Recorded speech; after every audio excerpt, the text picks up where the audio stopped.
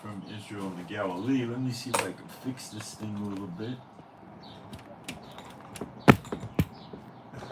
A little bit better. Okay. We got some very interesting developments in the intel realm, which I'll unravel for you. They're complicated, but I think I got it right. What's going on with Lebanon, Hezbollah, Netanyahu, Iran, America, France. It's complicated, but I think I could give it to you where you could understand it. Okay, so today is the 5th of June. It's Wednesday, 9:32 in the morning. We're going to be having heat, but we're not going to be as bad as the other day. 98 high, 84 now. So it's not going to be a cakewalk. Tomorrow's going to be like a 99, very much the same, and then Friday the same. Then Saturday we drop to 94, then Sunday 88, and we stay like that for a few days, and then we go back into the 90s and stuff. So it's, you know, it's more what I would call the punishment weather, because Israel is still being punished by the Lord. You know, let's not kid ourselves. Okay, their behavior is atrocious. Okay, so what I'm going to do now is go into the chat and get my posts up after I check for sound and picture. So if you could wait a couple of minutes till I put my posts up, it'd be appreciated. Okay, we got sound and picture. Let me get started here. It's not going to be a big job. So if you could just wait like 2 minutes till I get my posts up, and then you can post away in the chat.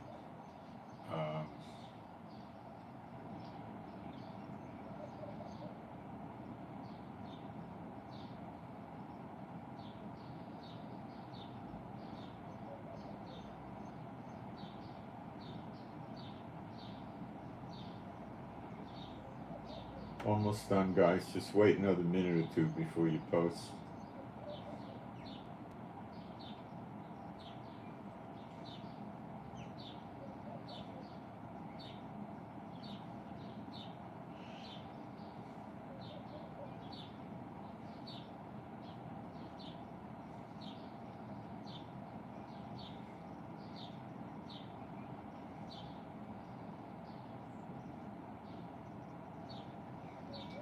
Okay, feel free to post in the chat if you like. Thanks for waiting. Okay, so being a Bible-believing site, I'm going to do some praise to start, and then we'll get into it. There is no God like Jehovah. There is no God like Jehovah. There is no God like Jehovah. There is no God like Jehovah. There is no God like Jehovah. There is no God like Jehovah. There is no God like Jehovah. There is no Messiah like Yeshua. There is no Messiah like Yeshua. There is no Messiah like Yeshua. There is no Messiah like Yeshua. There is no Messiah like Yeshua. There is no Messiah like Yeshua. There is no Messiah like Yeshua. Okay, I'm going to try to get rid of something from the screen here. I think I could do it. No, it doesn't want to go away. Okay. YouTube app is flawed. They're always changing it. It has bugs, and you know, what can I do? Okay, so the subject now is, and we're going to do a Bible study after I do the intel, but the intel is rather important. So while I talk to you, I'm going to make my tomato juice drink here, because I forgot to put the ingredients in. So we see Biden has an aide that says the other day that, you know, the Israel government has agreed to the Biden ceasefire, which is a crappy ceasefire because it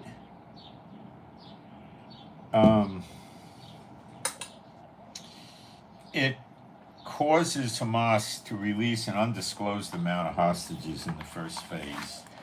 And Hamas has never revealed to us or America, how many hostages they really have. So it could be none or 5. Or, we don't know.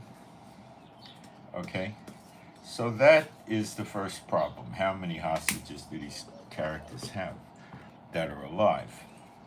The second problem is they want an exchange of some ratio, I don't know, 30 to 1 or 100 to 1, a release of the Palestinian terrorist prisoners from our jails. Okay? Then the next problem is they want to stay in control in Gaza as the political. They want to run the courts, they want to run the police, they want to run the government, the schools, tell the UN what to do, everything. And no troops from Israel in there at all. And this will cause a continuation of the smuggling of missiles, weapons, tunnel making materials in from Egypt.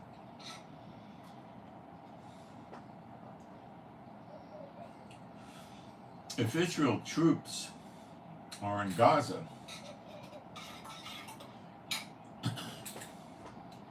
there's no smuggling.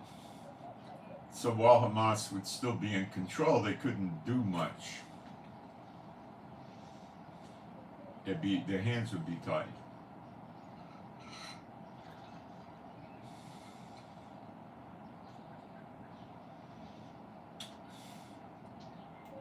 Now, I believe that the Israeli government quietly agreed to this with Biden and Biden's aid, because Biden and Netanyahu are at each other's throats frequently, came out and revealed that they agreed to it. The Israeli public is freaked out. I think in a poll, 66% want to see the war to the end. And the coalition is in grave jeopardy of breaking up. Maybe.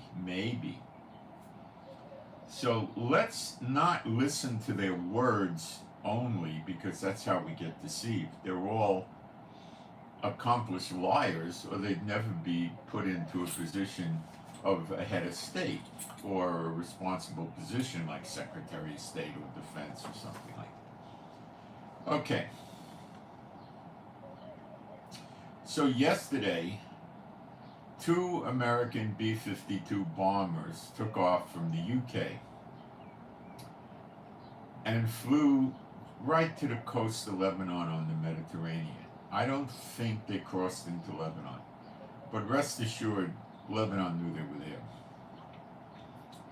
Now, this was a rather complicated maneuver. A B-52 can fly at about 600 miles an hour, which is a little bit more than an airliner, and it's a pretty long flight to the UK. I would say, depending where in the UK, at least 5 hours.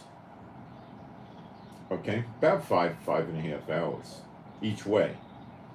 So they needed refueling. So 2 refueling jets were dispatched from Poland to meet them in the Mediterranean, fill them up again so they could go home without running out of gas, which would be rather inconvenient over the Mediterranean. So a number of things happened here. One is it gave the B-52 crews a test run. That's a long trip, okay? And it got them used to understanding what's involved, okay? Number 2, it was a distinct warning to Lebanon. Well, really Hezbollah, okay?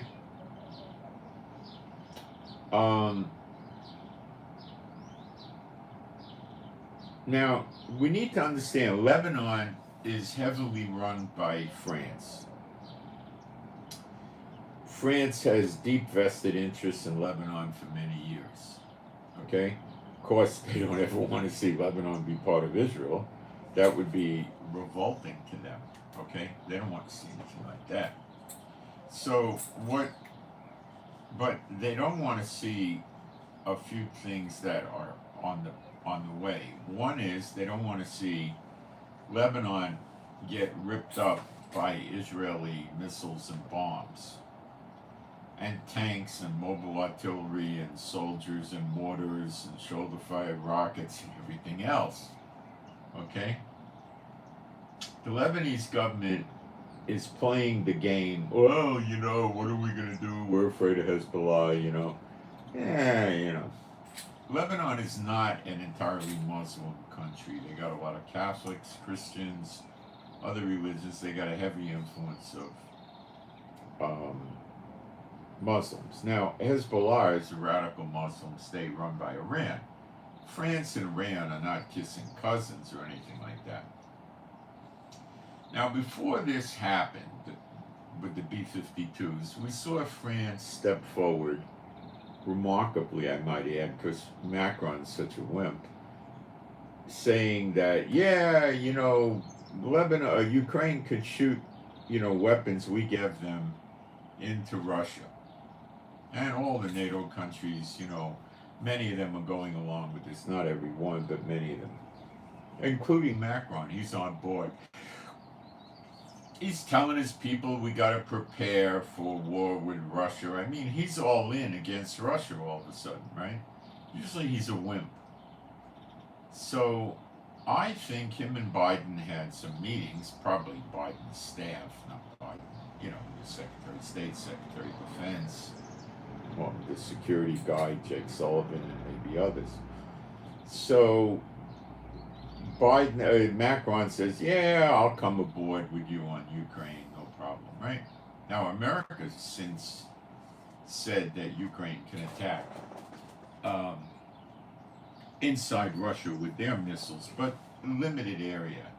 But still, landing missiles inside Russia is not making Putin feel warm and mushy inside. It's scaring the daylights out of him.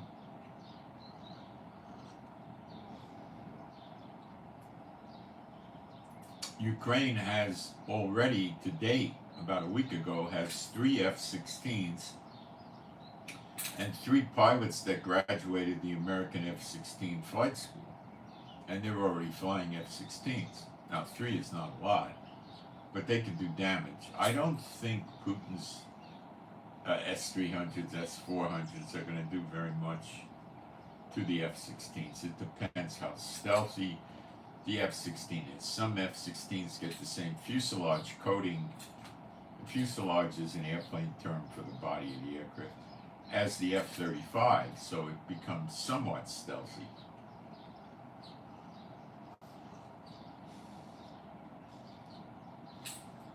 And Putin's got a real problem because there's 3 F-16s in Ukraine now that are being flown by qualified pilots, but there's a total of 85 given to them, so they got 82 more to come. And pilots are being trained in different countries.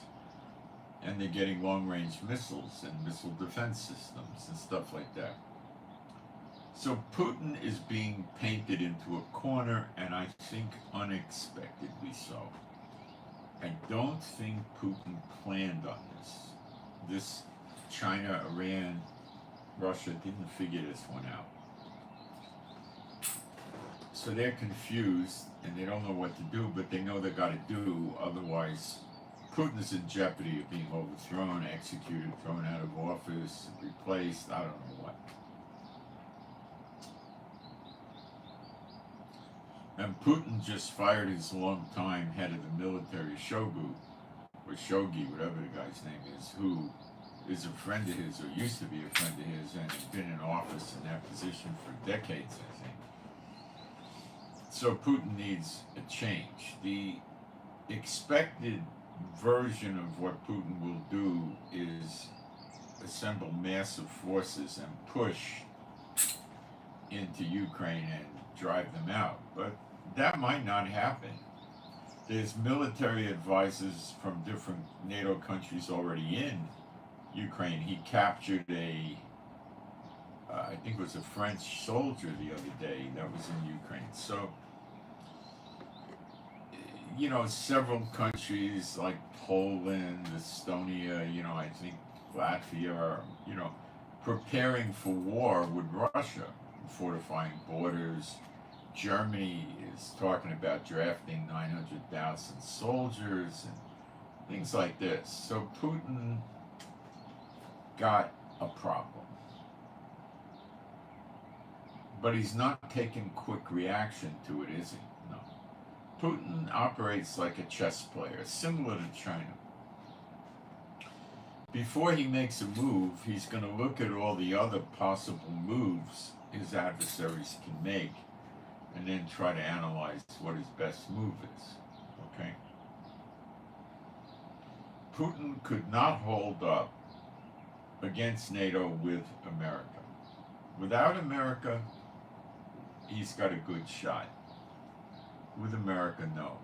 So that comes to the sleeper agents, which brings us to Biden saying he calls the border.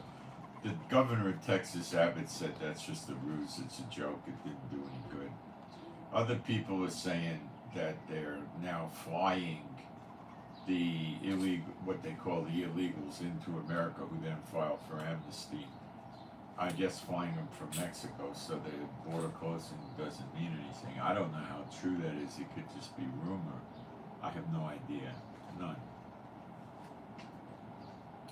But the fact that Abbott said it's a ruse makes me think it's a ruse. They also come in on the oceans in Florida and the West Coast. So, they admitted, I think the mainstream media admitted that there were 10 million of these so-called illegals that file for amnesty and become legal in America. If you take the 70% figure with the military-age males, the so-called sleeper agents, as they like to say, that brings it to 7 million sleeper agents, which is probably the size of China, Russia, and America's armies combined. Maybe even throw India in. It's huge. Now,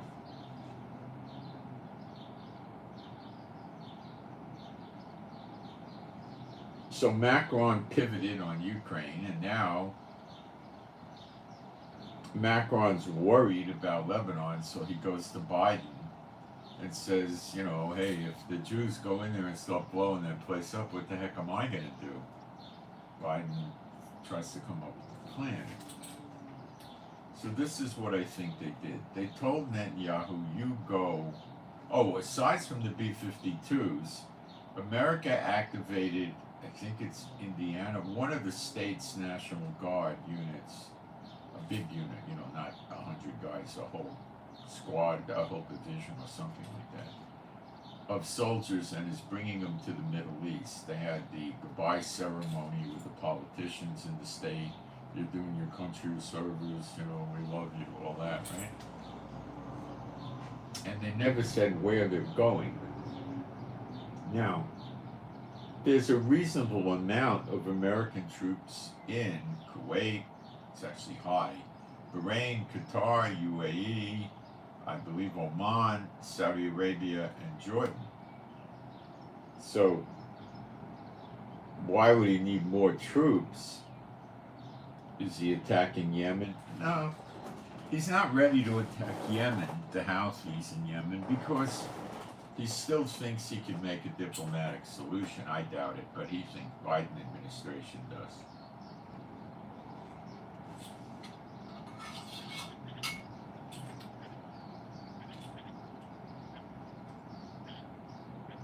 So, like I said, Biden's plan is to get a ceasefire in Gaza and then hope the Houthis shut down their anti-ship operations and hope Lebanon shuts down their anti-ship operations. So how did he get Netanyahu to agree to this ceasefire? Well,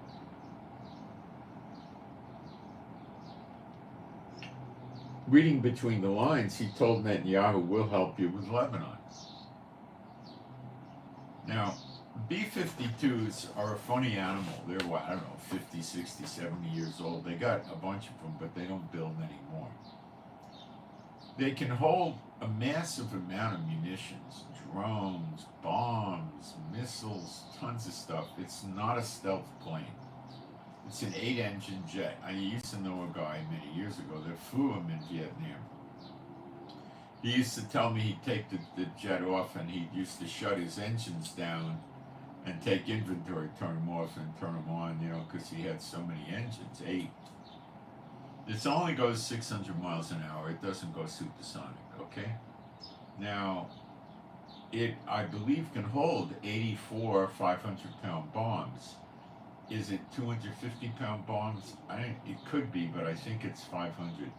But it can hold an assortment of so many other things. The thing is huge. I mean, the cockpit is probably 60 feet off the ground or something. The thing is huge, and it's tried and true and tested. Now, they would fly the two B-52s with 6 or 8 fighter jets with it, I'm sure, to make sure that nothing happened to it. So if any missiles came, the fighter jets would take care of it. Any jets came, which I don't know whose jets would come, but if they did, they would do takedowns. The B-52 probably has some defense mechanisms, but I'd say it's minimal. It's not designed to be a sky fighter, it's designed to drop bombs. So they protect it with fighter jets. Why they would fly from the UK is because they feel that the B-52s are safe there. They don't trust it being safe in Jordan or Saudi Arabia or Oman or Qatar or Bahrain or any of that. They don't. The UK they trust. Israel they don't trust. Of course, we could get an overwhelming missile and drone attack like Iran did, and they could hit the B-52s or something like that. And these things are probably too big to put in an underground hangar.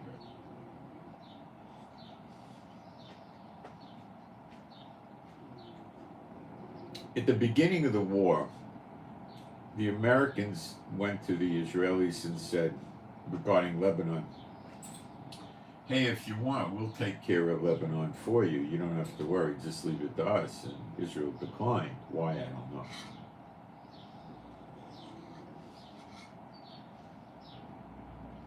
There's always been very little talk about Hezbollah. Just Gaza. See, Hezbollah has never really gone on to a serious attack with Israel, but now the amount of missiles they're launching, 50, 70 a day, is getting pretty strenuous on the Israeli government. The other thing we're likely to see is the strengthening of the Lebanese government. Now, the bombers may not be there. I mean, they're there because of Israel and Gaza and they want the ceasefire, but what they'll say they're there for is to back up and protect the Lebanese government who asked for their help, and portray Hezbollah as a bunch of dirty, flea-ridden dogs making trouble for Lebanon, which is the truth. I don't know how the heck America is going to disable Hezbollah from the air. They're not. Now comes that National Guard unit. Now, how would they bring them in? Well, they could go in through Israel, but I don't know if they would want to do that. They could bring them in on ships from Cyprus or someplace like that, Italy, or a million different places. So it looks like that's the deal that was made to Netanyahu. We'll take care of Lebanon for you. We'll shove Hezbollah back to the Litani River. You stay out of Lebanon so we don't have any more blowback. We'll do it under the name of helping France and Lebanon. France would probably send some soldiers with them to make it look good. and you agree to the ceasefire. Now, the way it's playing out now is this.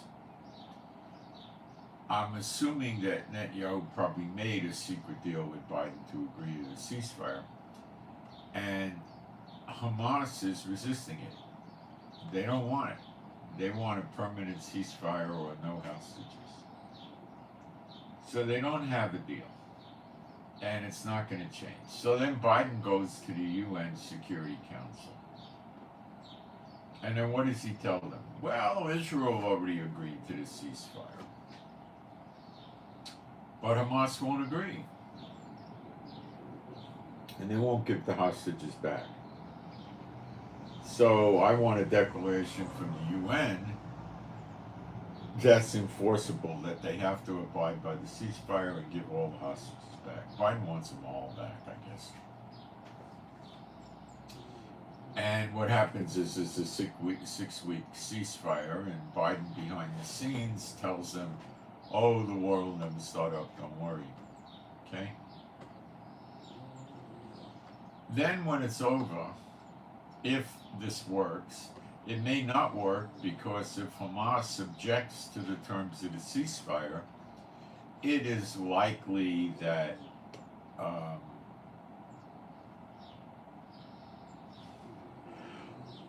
China, Russia, and others on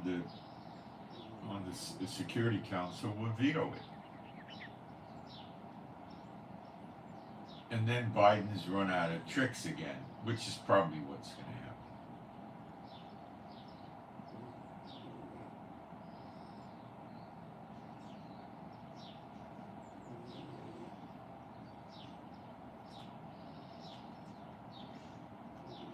Then what does Biden do with the Houthis encroaching all over the place, attacking his warships?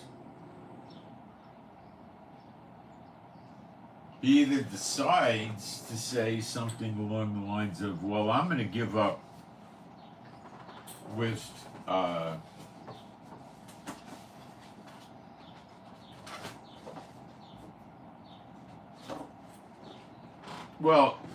I'm going to give up on trying to get a ceasefire to help get the Houthis to calm down. And then he has to do a serious attack on the Houthis.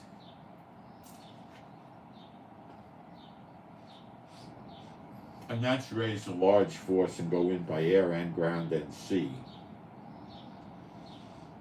And this is exactly what Iran,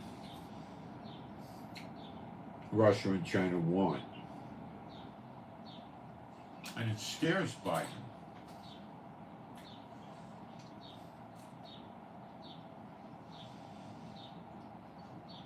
He's aware of the problems in the Asia-Pacific region, and he's aware of the sleeper agents. And he's aware of Russia and NATO, and he's not very interested in getting 100,000 or so troops embedded fighting Yemen. But Yemen's become such a pain in the neck, he's got to deal with it. Oh, before I forget, New York State, upstate, is expected to get a big hit of these venomous spiders, which have legs 4 inches long, and they could kind of fly, not really well, but they could, they could fly. That sounds like a plague to me. So,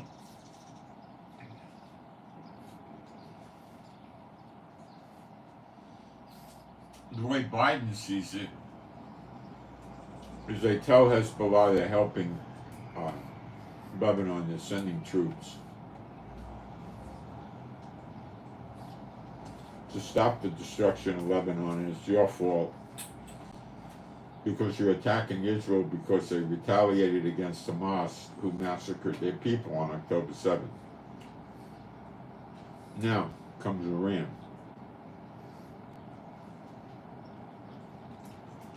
Iran sent a warning to the United States through a third-party country.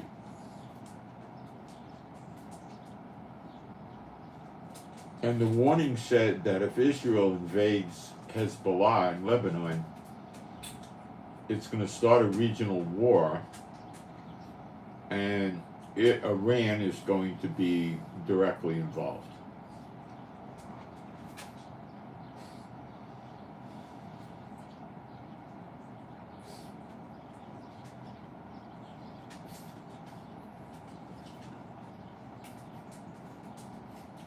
So Biden needs the war to shut down.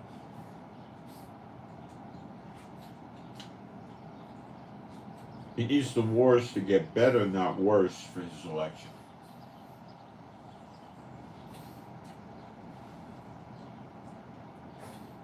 Along with the wars come protests all over America. It's ugly for Biden. And then he has Trump beating the drum about what a bad president Biden is. Which is true. But Biden's not going to say, well, Trump speaks the truth. What could I say, you know? So we got a major mess brewing here.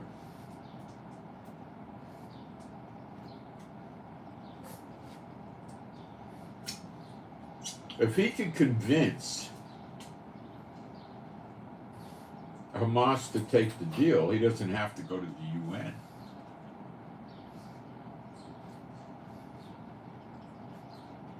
And then Lebanon, Hezbollah is told to shut down and move north of the Litani River, like they were told by the UN, which is a definite that Israel wants, because the people, at least 80,000 people, have left their homes by the Lebanese border in North Israel. And they're not going home until Hezbollah is defeated, destroyed, or pushed back to the Litani River. And Lebanon has no problem with Hezbollah going back to the Litani River. They don't care. Will Lebanon listen? Well, will Lebanon do a ceasefire just because the Gaza war is over? Well, stop it, Yaffa. With a 6-week temporary ceasefire, they may not. Or they may say we'll stop for 6 weeks, and if it starts up again, we'll start up again. I don't know what they'll say. But I don't think that's good enough for the Lebanese government, and I don't think it's good enough for Israel, and I don't think it's good enough for Biden. Hezbollah is going to have to pay a price for what they did. They're probably not going to agree to go to the Litani River, and what happens next, I'm not sure, but it's not going to be nice. The Houthis could say the same thing. Oh, it's a 6-week ceasefire, we're not going to stop it. So Biden gets nowhere with this. You see, he's stupid, and his whole team is stupid, and they think if they get some sort of ceasefire on Gaza,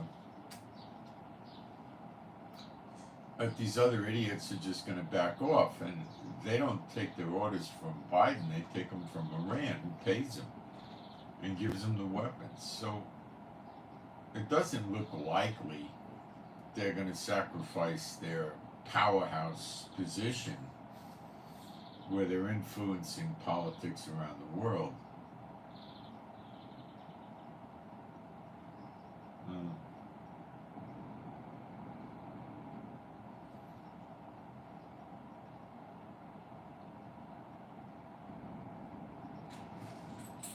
They're not going to like it.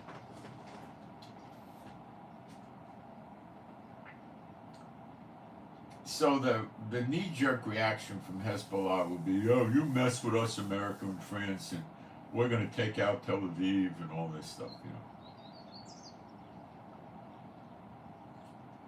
Would we see Israel and America and possibly France attacking Hezbollah jointly? I don't think so. America can't do that because there'll be too much uprising. They have to work with France.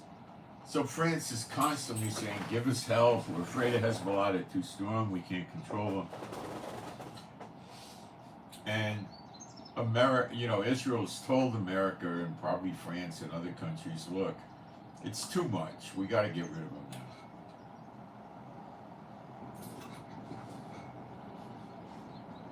And they probably said, okay, give us a few days. We'll get serious with them. And that's what's going on.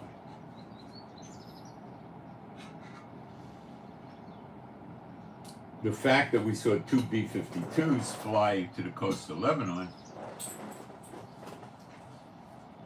makes me think that they haven't gotten anywhere yet. Now they're starting with the threats. The threats don't work on the Muslim terrorist countries and their organizations. The only thing that works is brute force. Okay? That's the only thing they understand, the only thing they know, the only thing they respect. Threatening them is meaningless to them because they think you're not going to pull through on your threat. So it does no good. America could threaten Hezbollah, Houthis, Iran, Hezbollah, every one of them, all they want. Bring 20 aircraft carriers over here. 400 fighter jets could fly in formation over the country, and they're still going to think Biden doesn't have the guts to pull the trigger. At some point, Biden will have to pull the trigger. I don't think he's just staging a big bluff here. Something's up. Now, could he be dispatching this National Guard unit to put him on the pier in Gaza? It could be.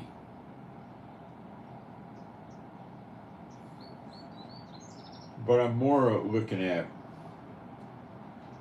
what is the motivation for sending B-52 bombers, a pair of them, and putting them in the region?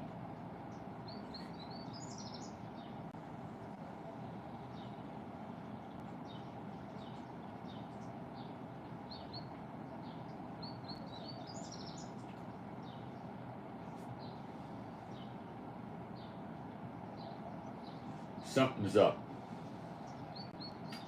In the middle of this fracas, Netanyahu got his order placed for another squadron of F-35s, 25 more. I think $3.1 billion. Now, mind you, 28% of the Israelis lived at the poverty line before the inflation in the last 8 months. So it's probably 35% living at the poverty line. And he goes out and buys $3.1 billion of F-35s.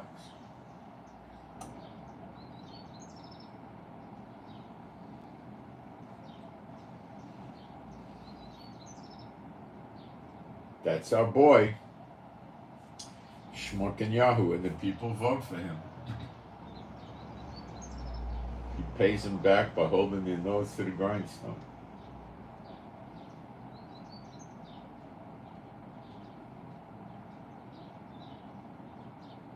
I don't know what happened, okay? But it looks like Biden's going to release the 3,500 bombs if there's a ceasefire. He's going to get him the F-35s and other things.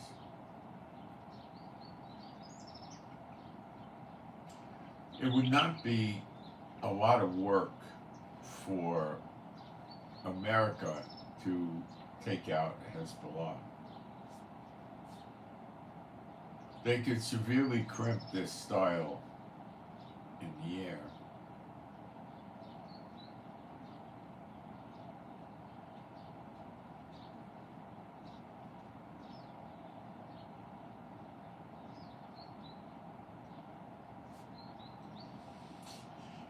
And that's where we're at. So we're watching this, and we here in Israel are not sure what the heck is going on. And we don't know how many hostages are still alive, if any. Seriously. I don't know how many. None of us do. And we don't know if they're... I believe there's some that are alive, but you know, we might wind up getting 5 or 10 hostages or 15. I don't know. I don't know.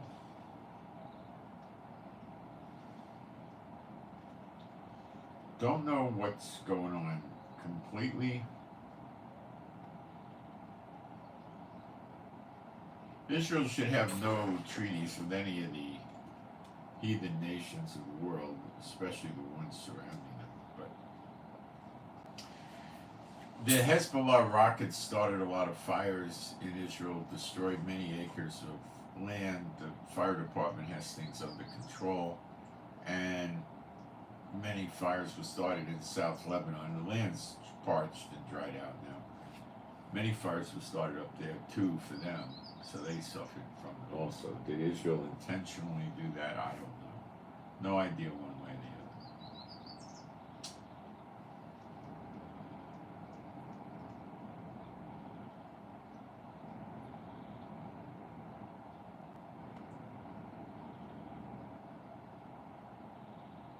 other. I think if these terrorist groups get what they want with ceasefires in Gaza, then they'll just turn around and say, we're doing the fighting until we get a two-state solution. And the latest buzz that I picked up is that instead of a two-state solution, the Palestinians are going to go for a de-recognizing of Israel as a country. So then Israel has no right to the West Bank or Gaza or East Jerusalem, and then they could smack together their plan to keep Israel away from where the Temple Mount is in East Jerusalem, and they would like that.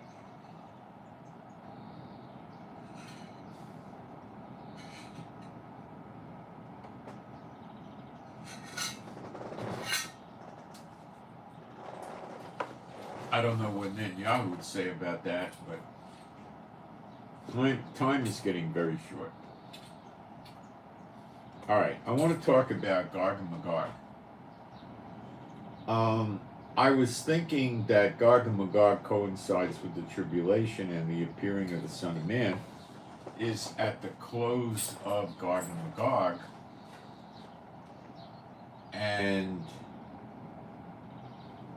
that would be the return of Yeshua, and that makes no sense. I got that on my own. I don't think the Lord actually laid that out for me. Now, I still believe the appearing of the sign of the Son of Man is going to begin the second 70 of Daniel. In brief, Daniel 9:24 doesn't start out and say 70 weeks. In every Hebrew manuscript, it was not written in English. It says 70. So there's two 70-year periods on Israel. The first one, the second 70 is like the first 70, which is the 70 years in Babylon, the captivity. And it starts when they see the sign of the Son of Man in the clouds and they get eternal life, which does not mean they can't die. They live a long time, like before the flood, only much longer. And they all know him. He puts his law in their inward parts. He gives them a heart of flesh. And then they get tested for the 70 years and they fall away. And that's your Gog and Magog. That's Zechariah 14, and that is Ezekiel 8-11. Now, just to put this to rest quickly and easily, we go to Zechariah 14. And I'm not going to spend a lot of time on it because you don't really have to. It starts off saying, behold, the day of the Lord cometh, and thy spoils shall be divided in the midst of thee. And the day of the Lord is Gog and Magog. For I will gather all nations, that's Ezekiel 38, 39, which is also the whole book of Joel, which is also the Ezekiel chapters 8-11 and Zechariah 14. Now in the book of Joel, we read of the locusts coming, okay? And those locusts is probably Revelation 9, when the pit is opened and there's a big cloud of smoke that covers up much of the earth, and then the locusts come out with stingers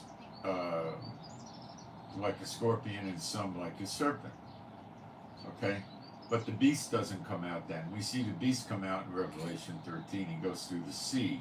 The locusts don't go through the sea. Because the beast is in a different location, I think. He's in the wilderness where the whore is riding on him. And that explains the wilderness is probably under the sea, so he has to go through the sea to get out. He's not exactly a regular human because he comes back from the pit. And I will gather all heathen against Jerusalem to battle. And the city shall be taken, and the houses rifled, the women ravished, which is raped, and half of the city shall go into captivity. Well, this is the fulfillment of the time at times and half the time. It's not 42 months, it's not 1260 days, or whatever they call it, I don't know. It's captivity. The first captivity was Egypt, then was Babylon, then was Rome, 70 AD, which is still going on. And the last is the half of captivity, okay, which is when half of Jerusalem goes into captivity and the rest remain because they get a mark placed on their forehead.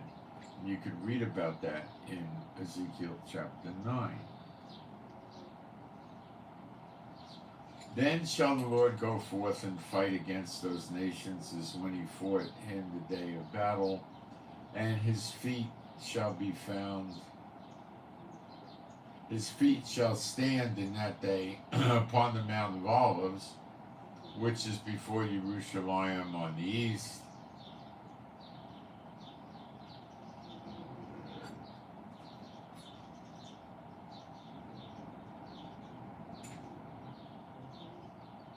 And towards the west, and there shall be a very great valley. And so he opens up the Mount of Olives, and the people run away through there to be free.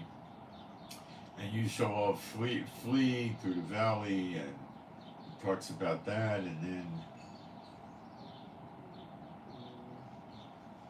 it says, and it shall come to pass in that day that the light shall not be clear nor dark, but it shall be one day which shall be known to Jehovah, not a day of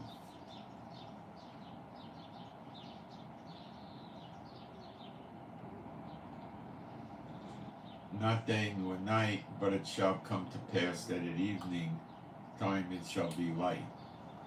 Now we don't read about that in Zechariah 12.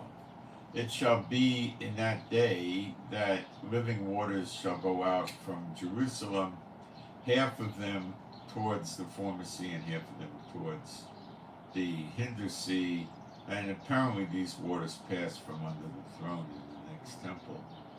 And in winter shall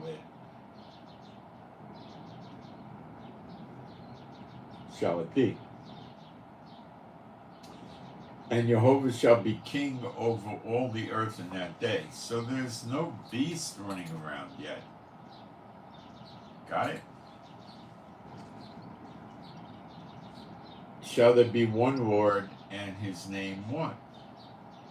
All the land shall be turned as a plain from Geba to Ramon south of Jerusalem, and it shall be lifted up and inhabited in her place, from Benjamin's gate unto the place of the first gate, unto the corner gate, and from the tower of Hanalel unto the king's winepress. So this is the new heaven and the new earth. The valleys are filled up and the mountains are made low.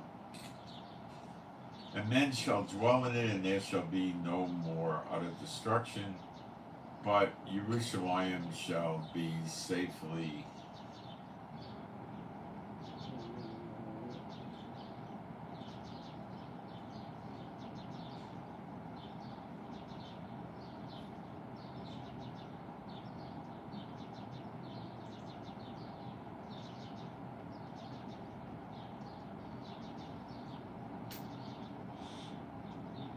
inhabited. And this shall be the plague wherewith the Lord will smite all the people that have fought against Jerusalem.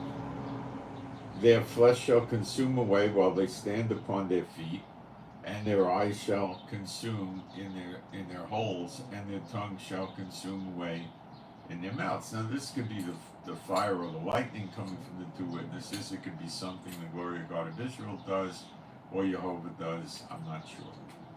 And it shall come to pass in that day that a great tumult from the Lord shall be among them, and they shall lay hold every one on the hand of his neighbor, and his hand shall rise up against the hand of his neighbor, and Judah also shall fight at Jerusalem, and the wealth of all the heathen around about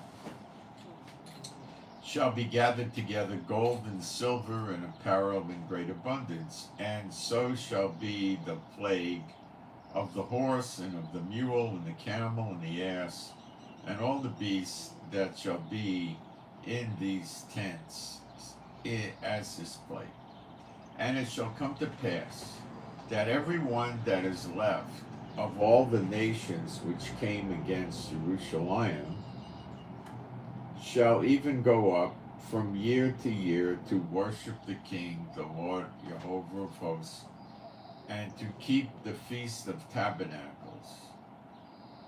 Keep the feast. That means they're following the law. That means there's a temple probably, but it means there would be a temple at Jerusalem, and they go to attend once a year.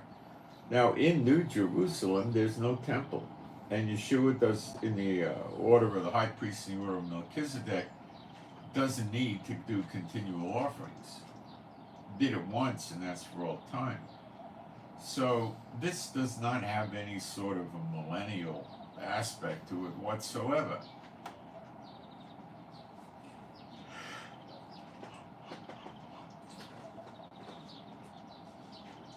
And it doesn't sound like the end of the world where they have to go observe the Feast of Tabernacles. And if it's a feast, that means there's offerings in it. So it doesn't make any sense that the tribulation is over at the same time as Gog and Magog. Yet it does make sense that that is the end of the 70 years. Okay? And then Yeshua is going to return in some period of time after that.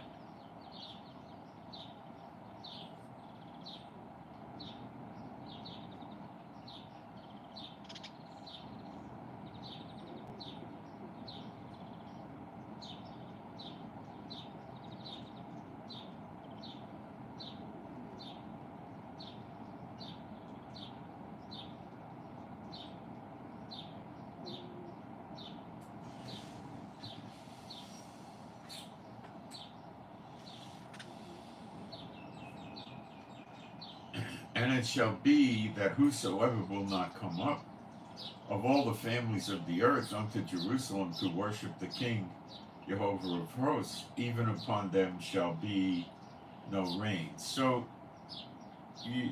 Yeshua, Psalm 110:1, the Lord said to my Lord, sit thou at my right hand until I make your enemies a footstool. So this tells us rather directly that all his enemies are not yet made his footstool. So he's still at the right hand of Jehovah. Okay?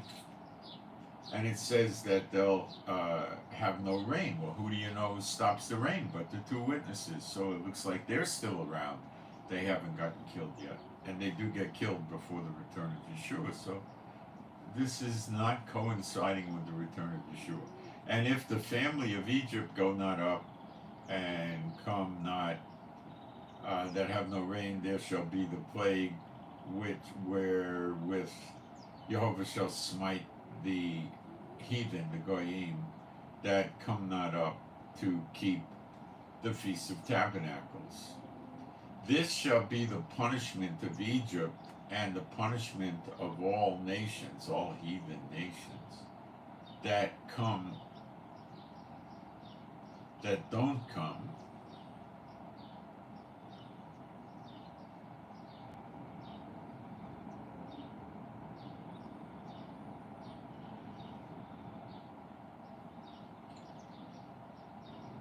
that come not up to keep the Feast of Tabernacles. In that day shall there be upon the bells of the horses holiness unto Jehovah.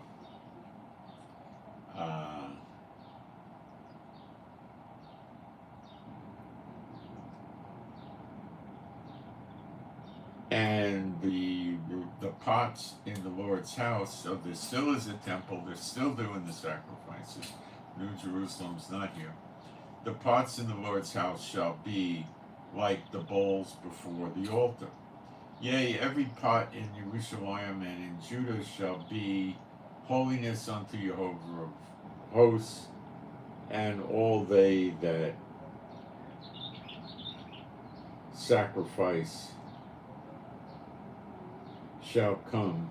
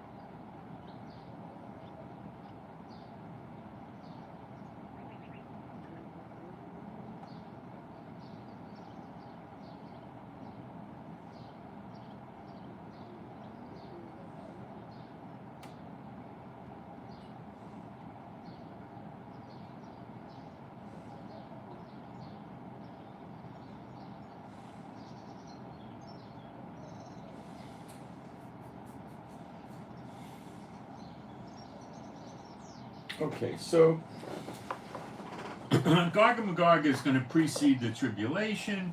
I don't know by how much. Israel will be finished with the testing. Remember, to the Jew first, then the Greek, the good and the bad, or the Goyim. So Israel gets it first. Israel gets restored. Then comes the testing on the nations, and you have a great falling away, just like you have in the Gog and Magog.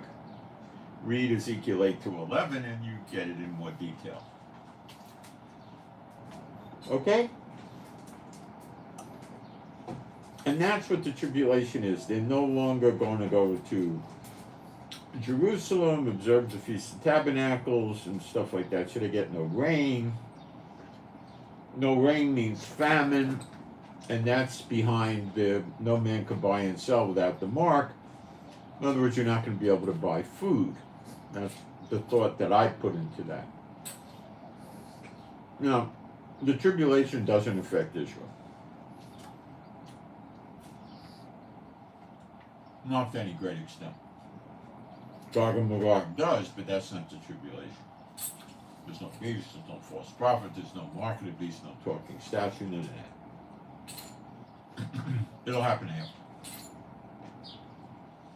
Just Satan will try to raise them up and come after Israel, but it's not going to do much good.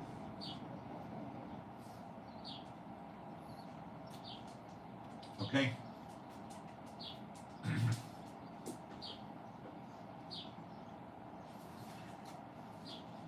What closes down the tribulation is the return of Yeshua. Satan goes to the pit, the beast and false prophets go to the lake of fire, and all Yeshua's enemies are now made his footstool. When Satan's in the pit, and the beast and the false prophet are in the lake of fire.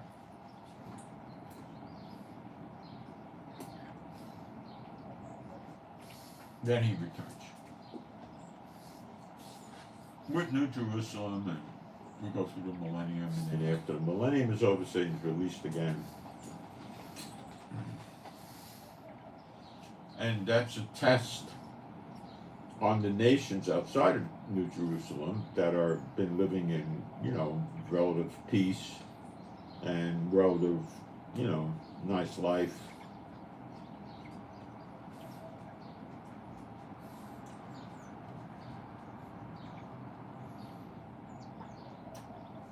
They don't have an eternal life body that I could think about or find the scripture for. They don't have immortality. And they eat the leaves from the trees that are growing in New Jerusalem, being fed by the water, the river of life. And those leaves are for the healing of the nations. So they have a way of getting rid of their diseases that their sin brings on them. Okay?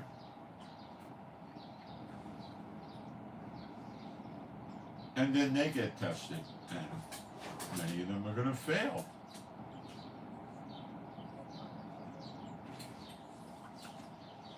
They're going to go for the beast.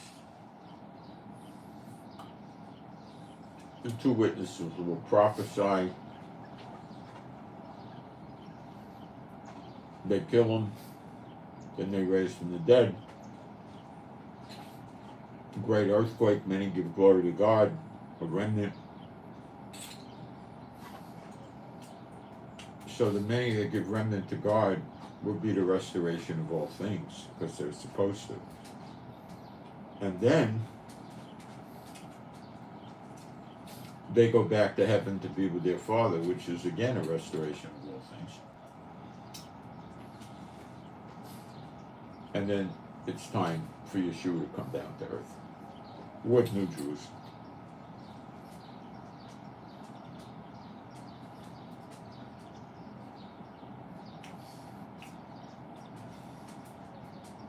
So you have the beast and the false prophet attack. And the tribulation, and then that gets shut down. So the tribulation will follow after Gog and Magog, which will be it'll start probably 60-something years from the appearing of Yeshua in the clouds. And when it ends, we see the sun go dark and the moon go dark, not the blood, and the stars fall from heaven like figs from a fig tree. That's the end of it. Then comes the new heaven and the new earth. And the nations will be living in that, and they'll get tested. Many of them fall away.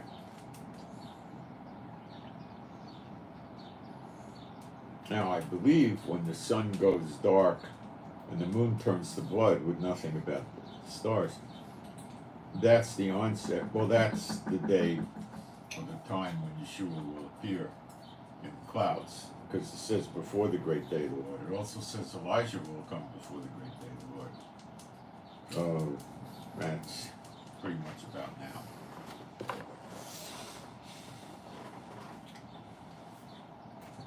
I hope that made some sense to you. That is solid meat beyond the shadow of a doubt, okay? All right. We get back into my notes. Got some good stuff to cover.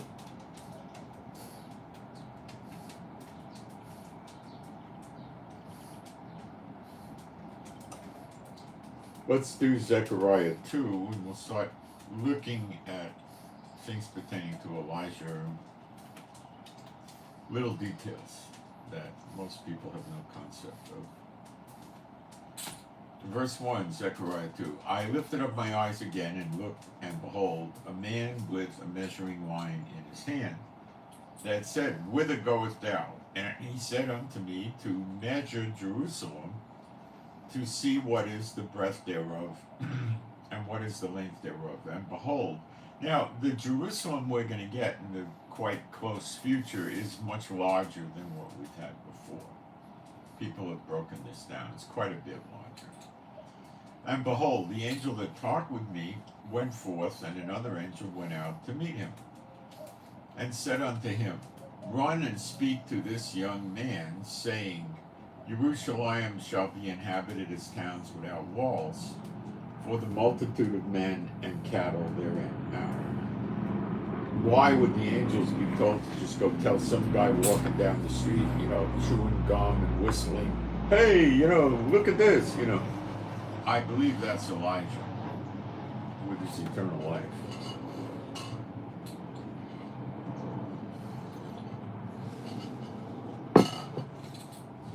Maybe I'm wrong, but that's what I think it is.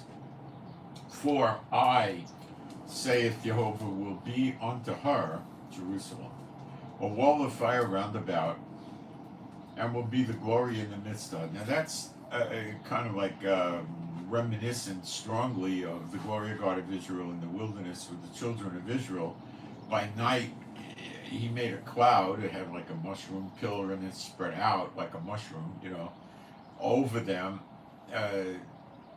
By day to keep the heat of the sun off them in the desert, and by night he had like a stalk or a stem come up with fire, and it opened up like a mushroom with fire to keep them warm. I will be unto her a wall of fire round about. Well, see, that's why they had to get the glory of God of Israel to leave the temple before they could attack. You see it more plainly in Ezekiel 8-11. They couldn't do anything with the glory of God of Israel there. That's Michael, the highest angel. What are they going to do? There's nothing collectively they could do to break a fingernail on him. Nothing. So they get Israel to sin, and Israel, that's the falling away, and then Michael leaves the temple, and the people that were upset over the sins that were going on in Jerusalem, in Zechariah 9, have a mark placed in their forehead. And the word mark could mean your name. Like, put your mark here. An old Davy Crockett movie to sign a contract. Put your mark here. It means put your name there. And will be the glory in the midst of her. Ho, ho, come forth and flee from the land of the north. Now, the north can mean all sorts of stuff up north of Israel. Saith Jehovah, for I have spread you abroad as the four winds of the heavens, saith Jehovah. Now that's the diaspora, the second, that we're in now. Deliver thyself, O Zion, that dwelleth with the daughter of Babylon. Now, that's the Jews dwelling in America. They say, well, the daughter of Babylon is the Vatican. Look, 300 people at most live in the Vatican, and there's probably not a single Jew there. Okay? Forget the Vatican. What about Mecca and Medina? There's no Jews living there. Forget it. It's America. There's just about as many known Jews, without the lost tribes, living in America as there is in Israel, plus the lost tribes, probably the Indians, North American Indians. So there's not, the lost tribes are not in Israel. Okay? You might have a tiny amount of Benjamin here or something like that, but not really. So again, this is pointing the finger right at America. For thus saith Jehovah of armies, after the glory hath he sent me unto the nations, the heathen, which spoiled you. For he that toucheth you toucheth the apple of his eye. It means the pupil of his eye. You stick your finger in his eye, Now, he's mad when they try to wipe Israel out, even though Israel is sinning. But he's also mad at those that are sinning. Now, there's also those that he stopped up their eyes and their ears, lest they turn to him and they be healed. Now, that's a very complicated set of circumstances that Jehovah could sort out, but we really can't. That's why he says, let the angels know who the tares are, and they'll bring them out so they don't root up the wheat at the same time. Okay? So yes, he's mad at the nations for trying to to destroy Israel because they're his enemies. They're turning against him. They don't want him to have his way. They don't want Jehovah to rule over them through Israel serving him. They don't want that. Okay? And he's mad at them too. But the falsehood is the Israelis, the rabbis and the churches respectively teach their congregants that, all these promises to Israel are going to happen, and they don't point out the fact that many times in the past, the Israelis were living in sin, worshiping other gods, picking on the widows, the poor, the orphan, the strangers, lying in court and all this stuff. And they got punished. They lost their temple, they got killed in mass, stuff like that. 70 AD, they were eating their own children.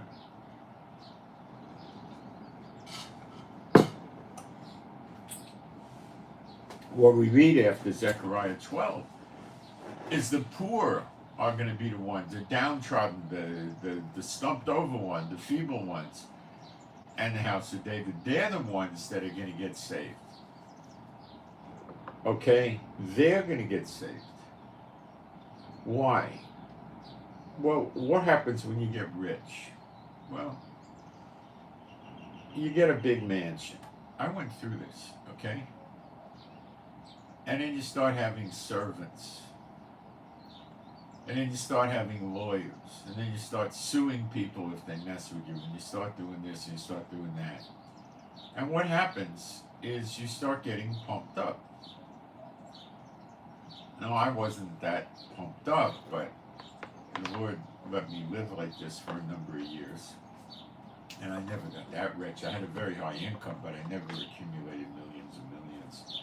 I never had a yacht. I never had a plane or any of that, okay? But it wasn't really blowing me up where I was,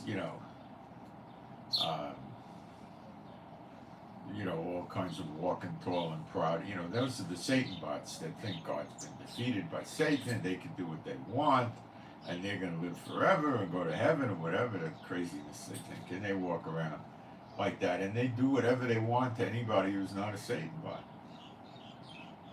Okay? So the money makes you turn away from God because not always, but it can get you to start relying on your money, not God.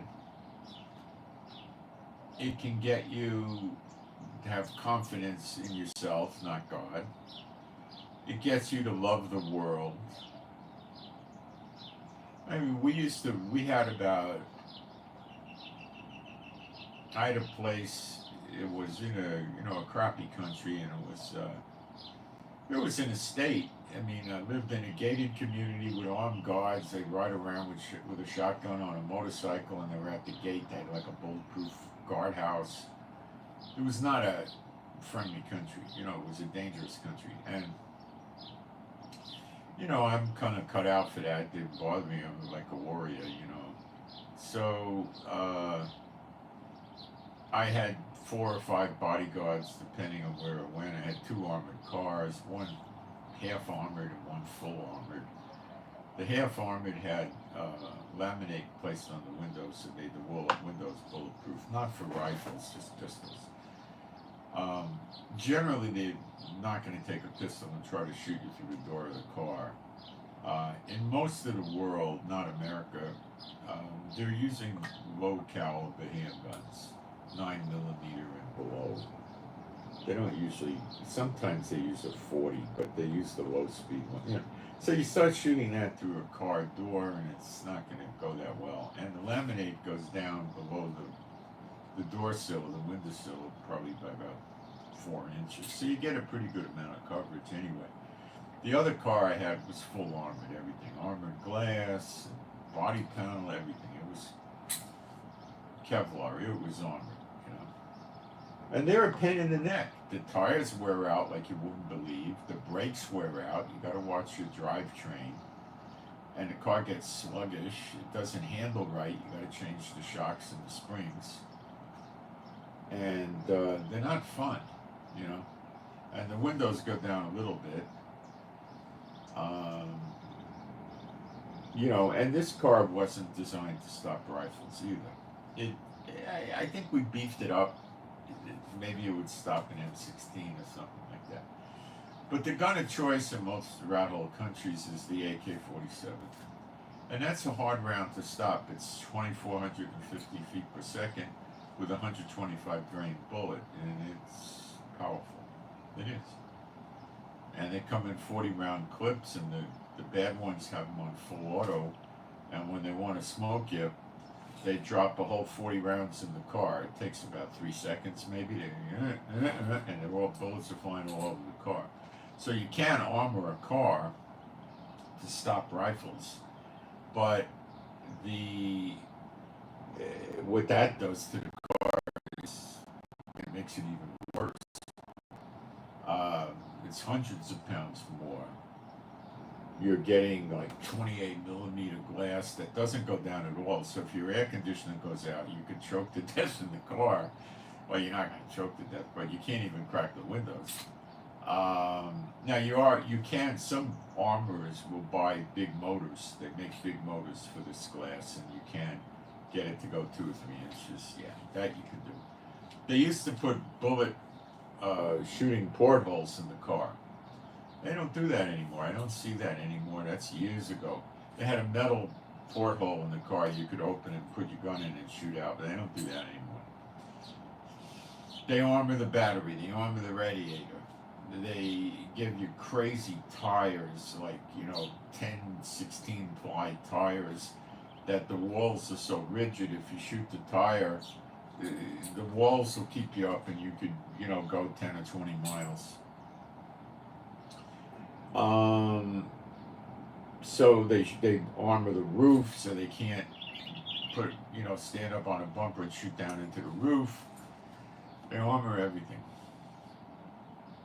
And then when you get that, now you're not dealing with armor-piercing ammo coming out of a rifle.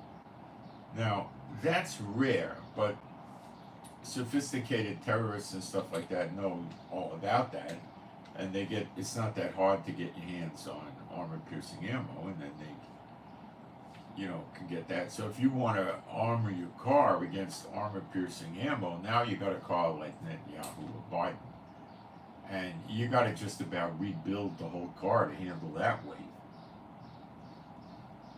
You're not putting 1/4-inch steel plate in the car. You're probably putting 1/2 inch. That's a lot of weight.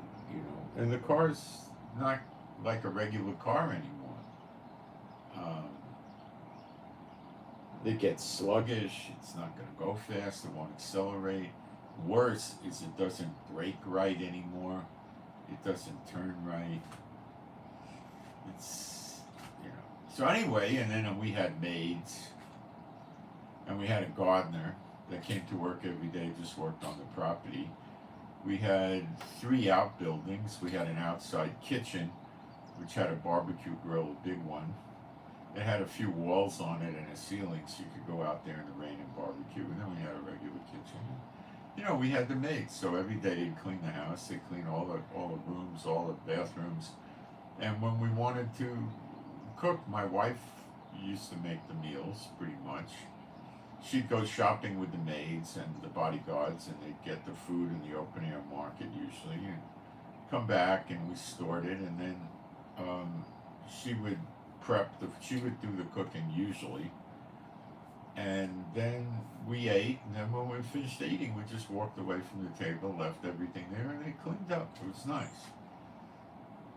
Now you could let them cook, but it could be iffy, And the house was so big you could almost get lost in it. It was huge. I think when you added all the buildings up, it was quite a few thousand square feet. It might have hit 8,000 or something, I don't know. I think the main house hit might have hit 5,000, 4,500, and then we had other, it was quite large, more than you needed. The person that lived there before me, I don't know what their problem was, but they had bars on every door and window. and they had skylight on the top floor that was built out of 28 millimeter bulletproof glass. And, it's just a crazy life, And I had a wall around the place that was, it was about 12 feet. I had a few estates. This was the last one. And it was 12-foot high wall, and I electrified it with 11,000 volts. It had razor ribbon, and I electrified the razor ribbon. Not enough to kill you, but it would be excruciating, probably throw you down if you touched it. So, that's because when you live like this, you're a target. You're a target. What I learned, instead of getting these armored cars, what would make more sense is you get an F-250 or, an F-350, a great big pickup truck, okay? Like a Dodge Ram or something, with the F-50, 250, it's usually enough. Or you could get a 350, but then you got the dual wheels, which interfere with maneuverability. But you can, you get the springs changed and you elevate the thing several more inches. So you bring it up 6 or 8 inches. You got to get a kit so you can maintain your handling and stuff like that. And then you want to have a truck that has receding running boards. So when you get out of this thing, you open up the door, your running board comes out, and you stand on the running board, and then you negotiate your way down to the ground, maybe stepping on a tire or something like that, right? And what does that do? Well, it's not going to stop you if you're in a gang and a competing gang wants to hit you, like Al Capone, Dutch Schultz or something like that. That's not going to help you with that.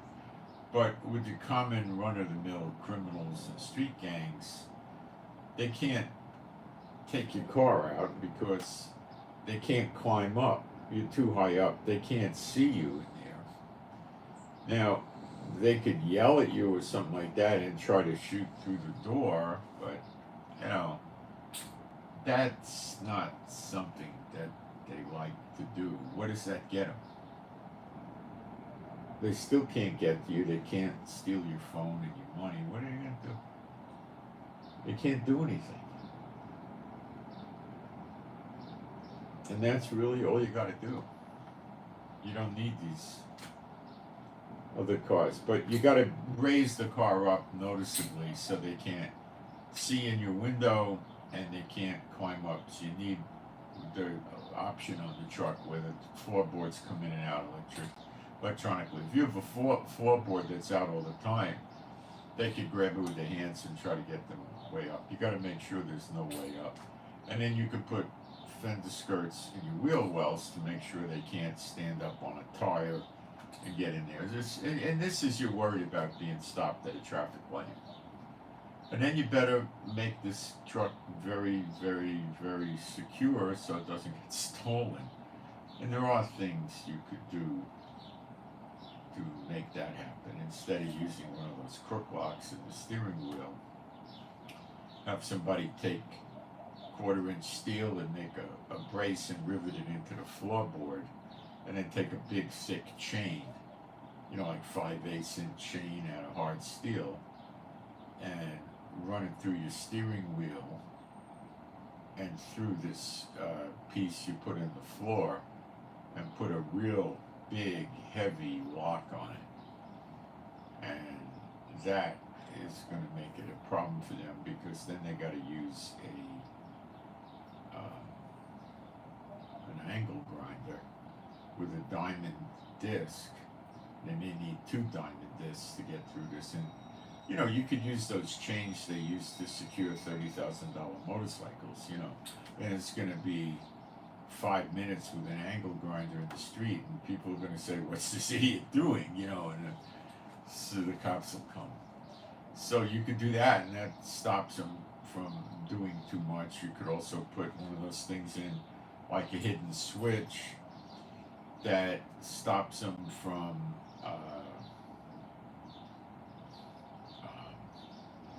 you throw the switch and the battery's disconnected from the car, So you can't jump start the car or hot wire it. It has no electricity.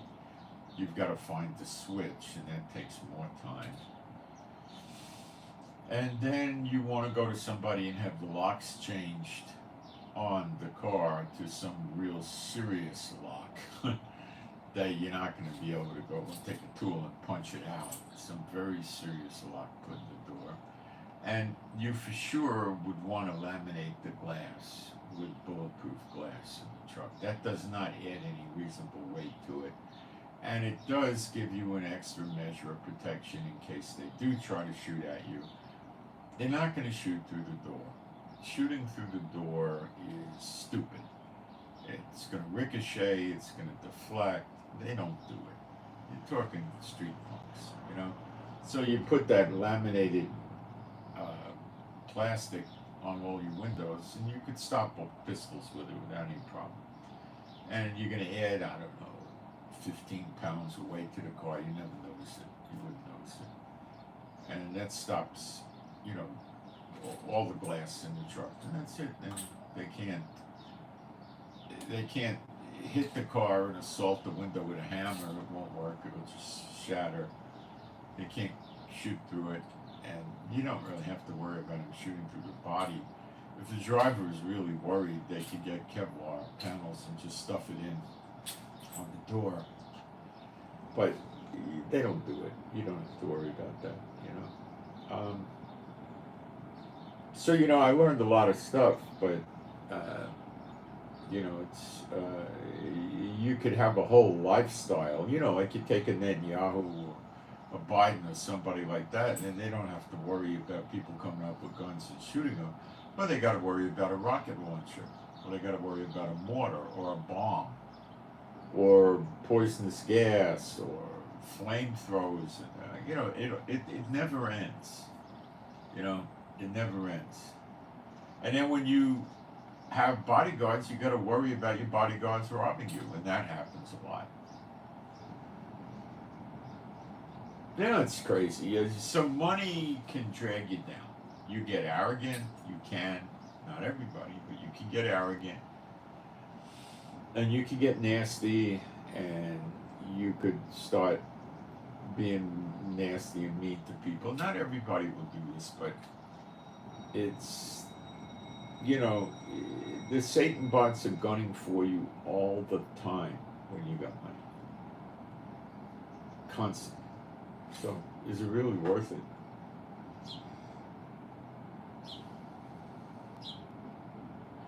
So, for behold, Zechariah 2:9, I will shake my hand upon them, and they shall be a spoil to their servants, and you shall know that Jehovah of hosts had sent me. Sent who? Elijah.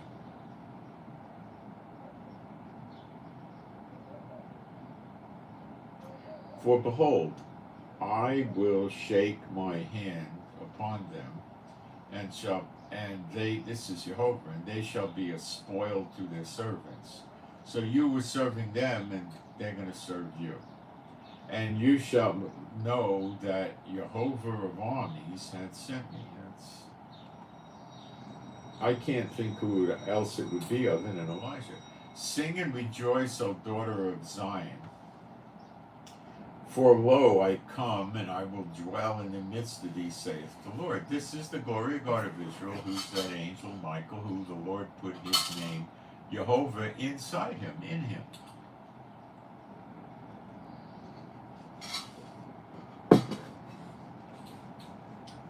So he bears the name Jehovah. That's why he says, it says, lo, I come. Let's look at that word. Let's break it down. It doesn't say I come. It says bo. So it's saying lo, bo, which means come. And then it says I will dwell. Well, let's break that word down. Shekan, dwell. Doesn't say I, it says dwell in the midst, and that word is tavek. It means in the middle. It just says middle, it doesn't say of thee. and then it says saith, which is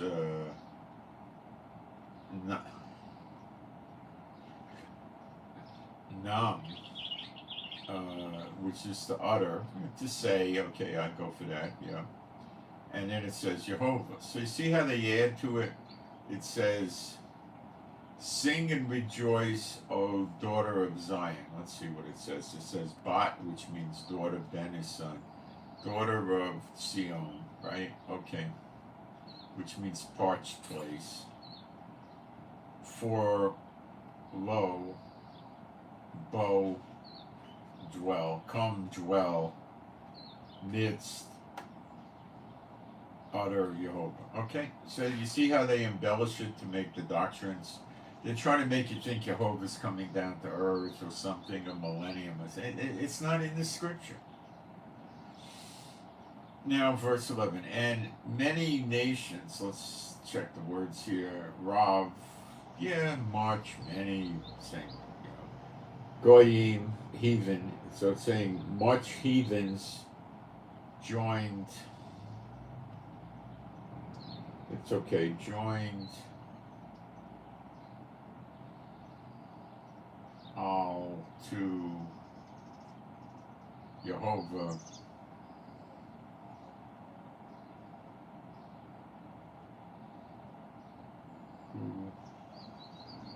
Yom shall be my people, and I will dwell in the midst of her. So again, it's saying, and I will dwell. It's just saying dwell. Midst. It says dwell, the midst or the middle. And then it says of thee, and thou shalt know. There's one word, yodah. No. The midst. And then it says no. Key that Jehovah of armies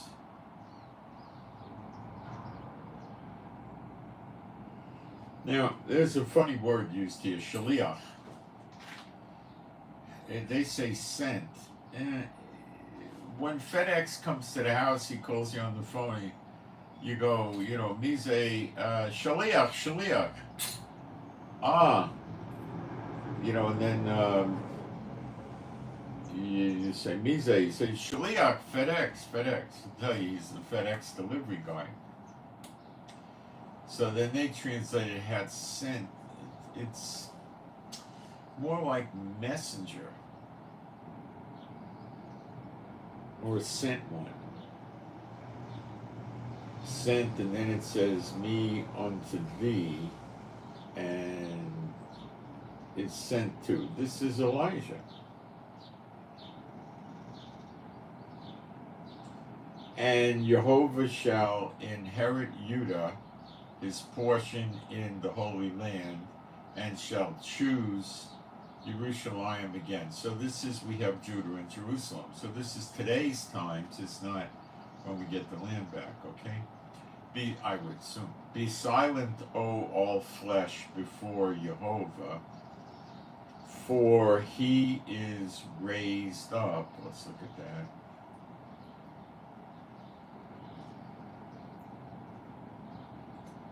Awakened, it's not exactly, they want you to say raised up like he's coming down to earth. It's awakened. And then it says out of his holy habitation. So it's awakened Kodesh, holy.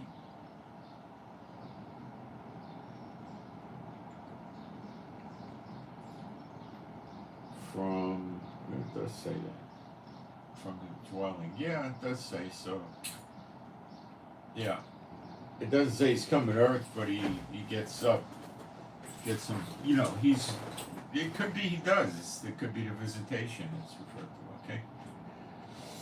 So I thought we would cover that one, that chapter.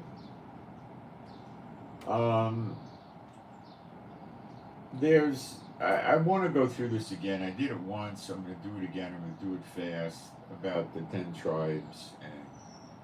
You know, there's this thing called British Israelism. It's an old anti-Israel, anti-Semitic, anti-God thing that the church is the lost tribes, and it's absurd, and I want to prove it to you. Amos 8:1. Thus hath Adonai Jehovah showed unto me, and behold, a basket of summer fruit. And we're in the summer now, right? Okay, got it? And he said, Amos, what seest thou? And I said, a basket of summer fruit. Then said the Lord unto me, the end is come upon my people of Israel. I will not again pass by them any more. That means he's not going to let them get away with their garbage. And the songs of the temple shall be howling in that day, saith Adonai Jehovah. There shall be many dead bodies in every place. They shall cast them forth with silence. You can't mock Jehovah like they do and expect to get away with it.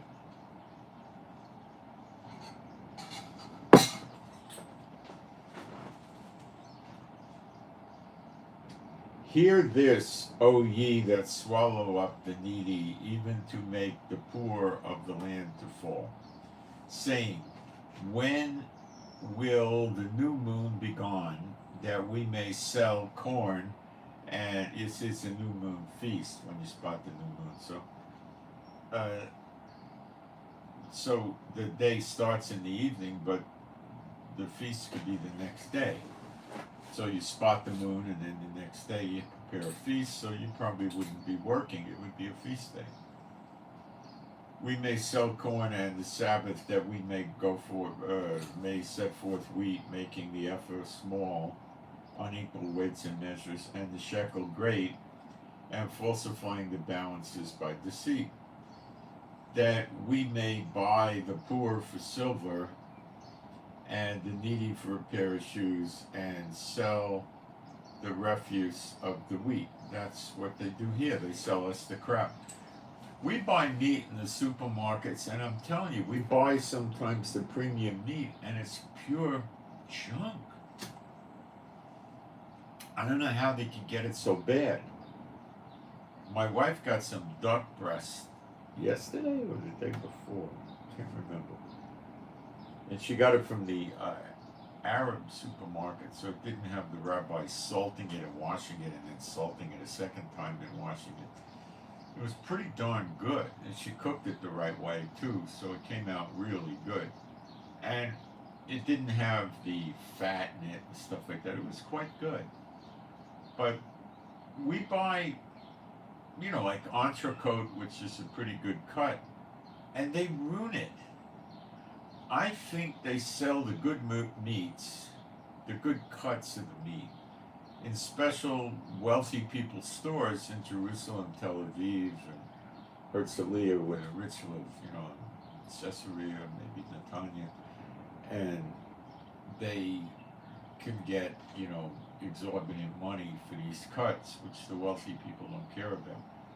But every now and then we hit it right with the good cuts of meat. But we go to the Arab market, and then most of the time, if not all the time, you hit it right with them because they don't ruin the meat with the koshering. There's nothing in the Bible about that. There's a salt covenant for the meat that's offered in the altar by the temple of the tabernacle. That meat only gets the salt. Never told to do that on the meat you eat in the house. And the people put up with this. Jehovah had sworn by the excellency. I told you this, so we get a lot of fruits and vegetables from a charity place here. And, we don't own our house. We got a 10-year-old car, all that. Okay, so we go to the charity place, and they take the fruits and the vegetables that the stores don't buy, and it winds up going to charity. Now, normally it's the very best fruit and vegetables because the stores are run by Satan bots, and they don't want to buy the good stuff. They want to buy the cheap junk and sell that to the people. This government is so bad and has been since 1948. Jehovah had sworn by the excellency of Yaakov, surely I will never forget any of their works. Shall not the land tremble for this, and everyone mourn that dwelleth therein? It shall rise up wholly as a flood, and it shall be cast out and drowned as the flood of Egypt. They punishes his people that go astray.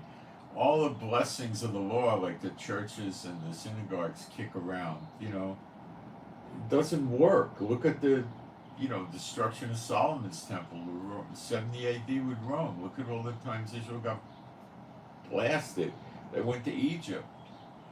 They went to Babylon. I mean, come on. And they're still in a diaspora off their own land all over the world. And it shall come to pass in that day, saith Adonai Jehovah, that I will cause the sun to go down at noon, and I will darken the earth in the clear day. And I will turn your feasts into mourning, and all your songs into lamentation, and I will bring up sackcloth upon all loins, and baldness upon every head, and I will make it as the mourning of an only son, and the end thereof as a bitter day. This is Israel going astray. They don't talk about this because then the Israelite people would say, well, what is going astray? And then they may actually start reading Moses' law instead of the Talmud or something, Behold, the days come, saith Adonai Jehovah, that I will send. Now listen to this. I will send a famine in the land, not a famine of bread, nor a thirst for water, but of hearing the words of the Lord. Now, let's dissect this. Hearing, let's break that down. Shema. Shema, Yisrael, Adonai Eloheinu, Adonai Echad. All right, Shema, the Shema, hear and obey. But it has to be hearing the words of Jehovah. Remember that. There's a famine of hearing the words of Jehovah, which is the Bible. A famine of that, remember. And they shall wander from sea to sea, the diaspora, and from the north even to the east. They shall run to and fro to seek the word. What's that word? The bear. The word. Well, it's like speak. The spoken, it's more like the spoken word. Well, you could say word. I would say spoken word. Spoken word of Jehovah, and shall not find it. They won't find it. In that day shall the fair virgin and the young man faint for thirst. Okay, why can't they find it? Because the rabbis are feeding them the Talmud, not the Word of God. They wrote the stupid book. They told them it's Moses' oral law that they wrote down for them. It's their stuff. It's like the Tibetan Book of the Dead or something, right? So, they don't have the word of the Lord. Yeah, they read the Psalms as prayers, and they do have the Torah, but they're getting the Talmud. They're taught the Talmud overrides the Torah. They're told the Torah was for the heathen to confuse them, and the Talmud is what really counts. So how can the churches in Western Europe, England, countries like that, be the church, be the lost tribes? When they go to church every Sunday and they hear the actual word of the Lord, plus the New Testament, plus who Yeshua is, plus who the Holy Spirit is. You got it? And be the lost tribes. You would break this scripture. Because they don't hear it in Israel. They hear the Talmud. Mostly. But they can't hear it anyway. They don't have ears to hear and eyes to see. So we could argue that these churches don't get the right word of the Lord, and they don't understand it. But they do get the right word of the Lord, but they don't understand it. But they're hearing the real word of the Lord. They're hearing the teachings of Yeshua, the Word made flesh. They're not the lost tribes.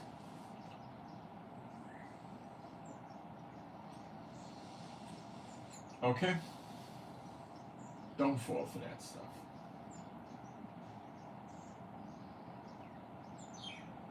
Matthew 17.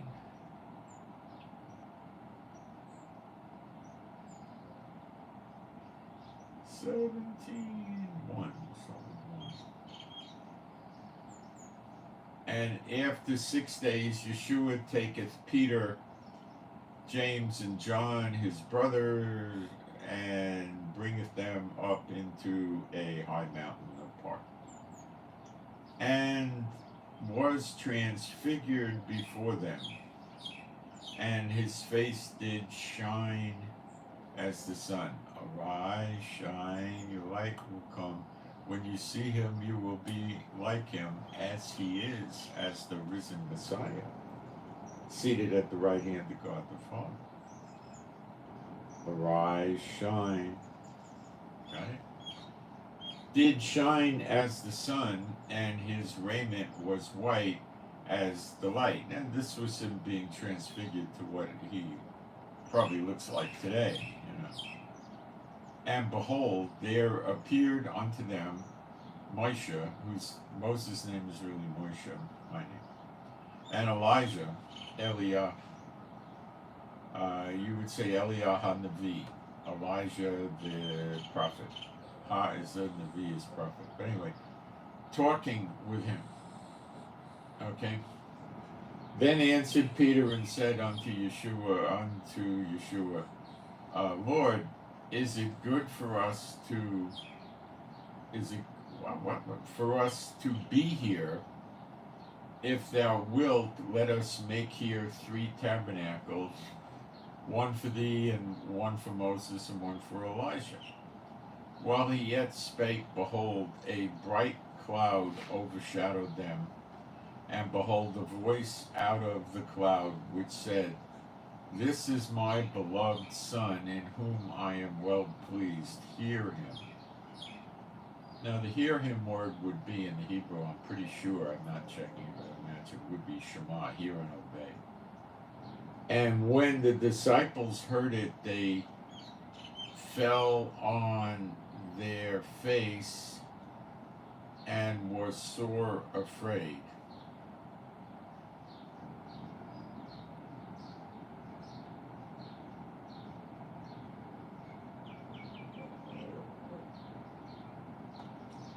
When the disciples heard it, they fell on their face and were sore afraid.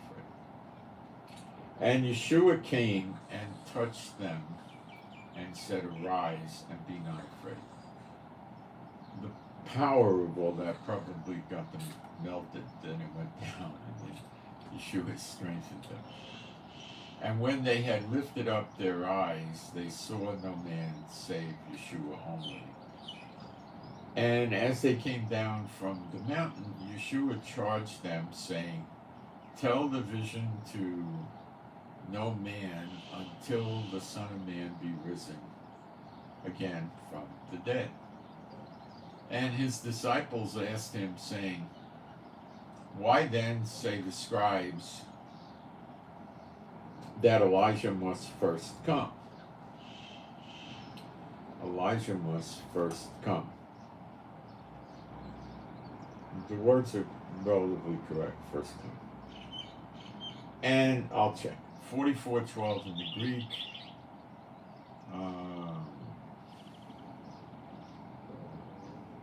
First in time, and the word for come is come.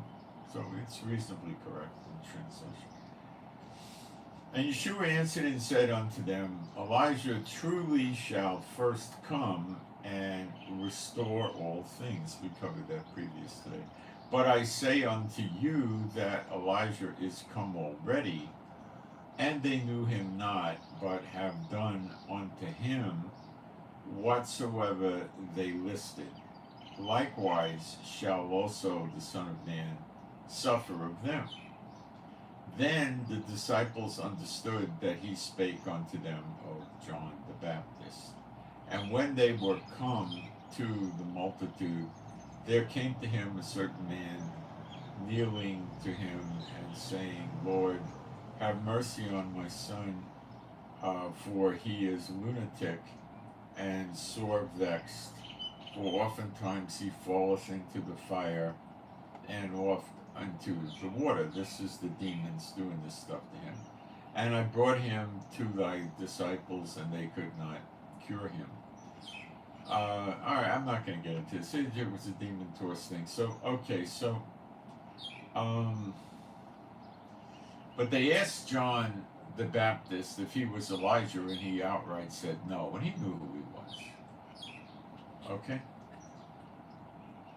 He had the spirit of Elijah, like Elisha had the double portion of the spirit of Elijah. But we're not told one will come in the spirit of Elijah. We're told Elijah will come.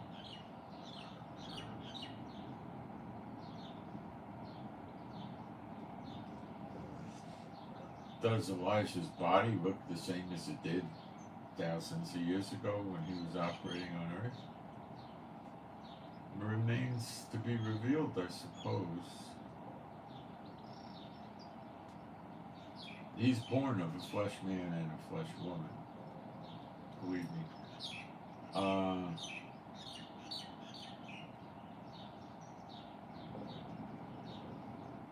Let's see why Apostle John is the other witness in Revelation 10. Just a review for you guys. And I saw another mighty angel come down from heaven, clothed with a cloud, and a rainbow was upon his head, and his face as it were the sun, and his feet as pillars of fire. And he had his hand on a little book open, and set his right foot upon the sea, and his left on the earth, and cried with a loud voice, as when a lion roareth. It sure sounds like Yeshua, with a foot on the sea, roaring like the Lion of Judah. And you know, the word for angel could be what? Angelos. It could be a messenger, but it doesn't specify Yeshua. So, clothed with a cloud and a rainbow upon his head, and his face as it were the sun. See, the sun of righteousness shall arise with healing in his extremities. And his feet, it sounds like it could be Yeshua. I'm not convinced 100%. Could be,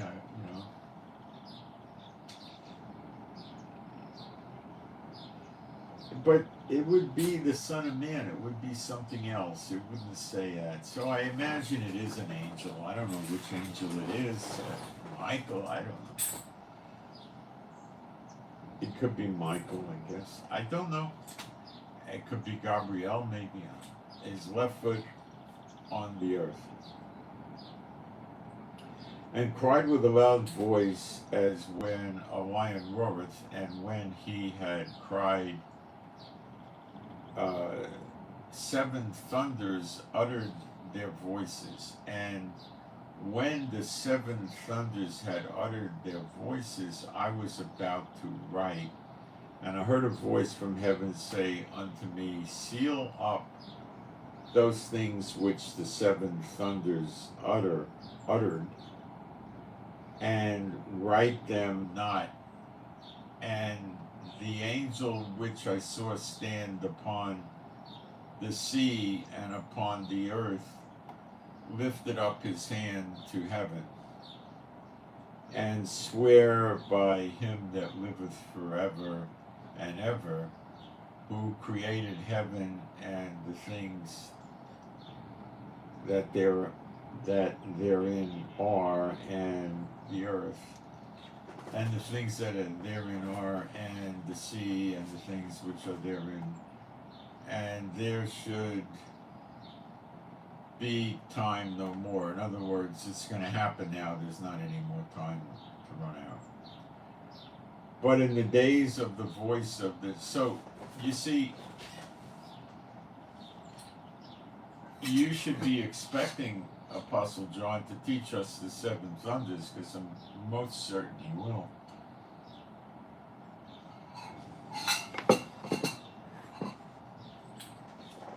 And that's going to answer lots of questions about end times. Believe me. Probably open up Daniel. In a way, maybe not, but it'll be good. But in the days of the voice of the seventh angel, when he shall begin to sound, the mystery of God should be finished, as he hath declared to his servants the prophets. And the voice which I heard from heaven spake unto me again, and said, Go and take the little book which is open in the hand of the angel which standeth upon the sea and upon the earth. And I went unto the angel and said unto him, Give me the little book. And he said unto me, Take it. I don't think if it was Yeshua, he would have spoken to him that way, said, Give me the book. You know, he wouldn't say that. Take it and eat it up, and it shall make thy belly bitter, but shall be in thy mouth sweet as honey. And I took the little book out of the angel's hand and ate it up.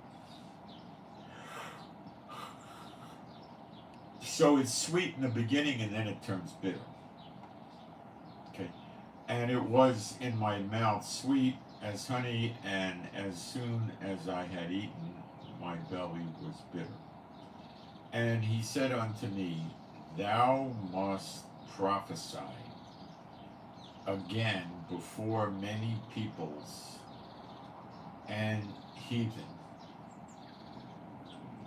and tongues and kings. Now, that makes him operating as a prophet in the future, because this has never been fulfilled. And we only have two prophets in these last times, other than Yeshua returning.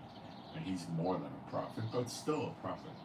Or was a prophet anyway. He's a prophet, we can call him a prophet, I suppose, but he's much more than that. So you have Apostle John and you have Elijah.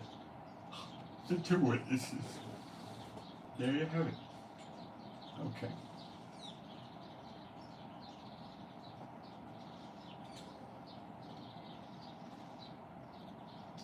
John 8:33.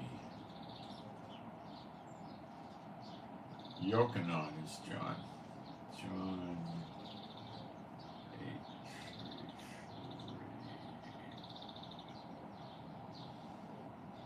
They answered him, We be Abraham's seed, and were never in bondage to any man. How sayest thou, You shall be made free? This is Yeshua saying, The truth shall set you free. Yeshua answered them, Verily, verily, I say unto you, whosoever committeth sin is the servant of sin. And the servant abideth not in the house forever. So he's saying God may put up with somebody, being a slave to sin for a while, but not forever. So in other words, you'll get time to repent and stop it, but if you don't, well. But the Son abideth forever in his Father's house. If the Son therefore shall make you free, you shall be free indeed. I know that you are Abraham's seed, but you seek to kill me, because my word has no place in you. I speak that which I have seen with my Father, and you do that which you have seen with your father. They answered and said unto him, Abraham is our father. Yeshua saith unto them, If you were Abraham's children, you would do the works of Abraham. See, they're the devil's children, and they do the works of the devil. They lie, cheat, steal, murder, everything. But now you seek to kill me, murder, a man that hath told you the truth, which I have heard of God. This Abraham didn't do. You do the deeds of your father. Then said they to him, we be not born of fornication. We have one Father, even God.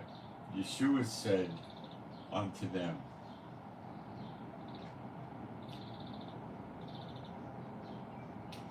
if God were your Father, you would love me, for I proceeded forth and come from God. Neither came I of myself, but he sent me. See, and then in another place, Yeshua said, if you love me, obey my commandments, which the people weren't doing.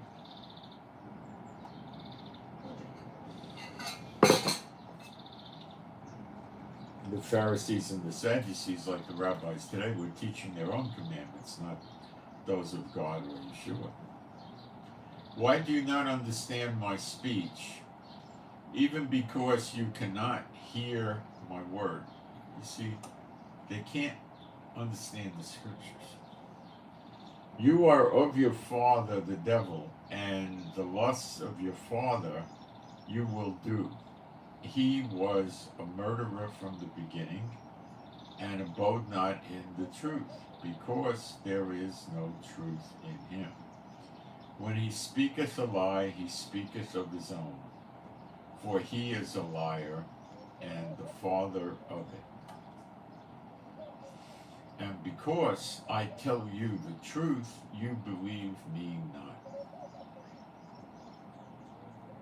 Okay? And the children of the devil behave like their father. They lie, cheat, steal, murder, adultery, everything. 1 Timothy 4:1.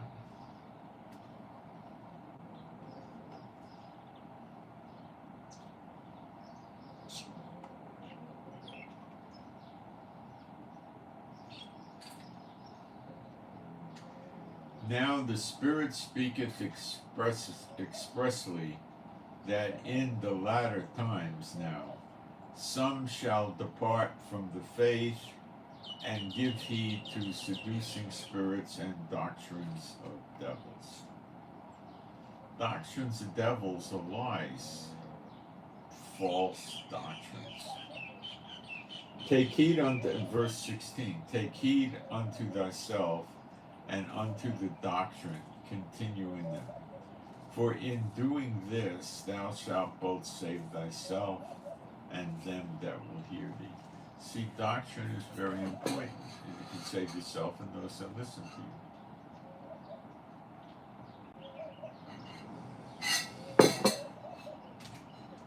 You can't run around and say, well, some are pre-trib, mid-trib, post-trib, amillennial, we don't know which is the right, so we just accept them all. See, that's a house divided unto itself, and that's what Satan wants these people that read the Bible to be divided unto themselves, so their house will not stand. A house divided unto itself will not stand, and it will not stand. It's going to come crashing down to the floor like a vase hitting the concrete.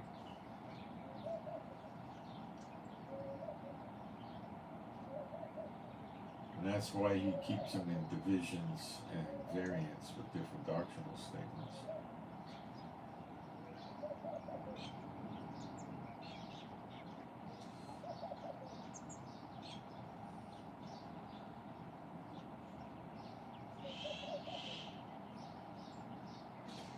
And he tries to keep all the people that read the Bible in the churches. He tries to recruit them at a very early age in their faith. Let's shift a little bit to 2 Corinthians 6:14.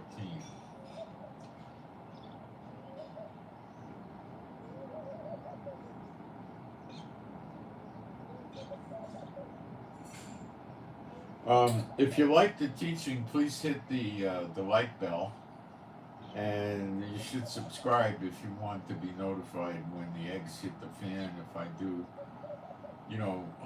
live streams at unusual times of the day and night, you want to get the news, you should subscribe. 2 Corinthians 6:14. Be you not unequally yoked together with unbelievers. For what fellowship hath righteousness with unrighteousness, and what communion hath light with darkness? So, this could be marriage, having a business partnership with them, getting involved with them, and stuff like that. And what concord hath Christ with Belial? Or what part hath he that believeth with an infidel? And what agreement hath the temple of God with the idols? For you are the temple of the living God. The scripture that explains this is you're the temple of the Holy Spirit, and it's God's Holy Spirit. You don't take the place of the next temple. As God hath said, I will dwell in them. That's the Holy Spirit that dwells in them, and walk in them. Same thing. And I will be their God, and they shall be my people. That's the explanation there. Wherefore, come out from among them, and be you separate, saith Jehovah, and touch not the unclean thing.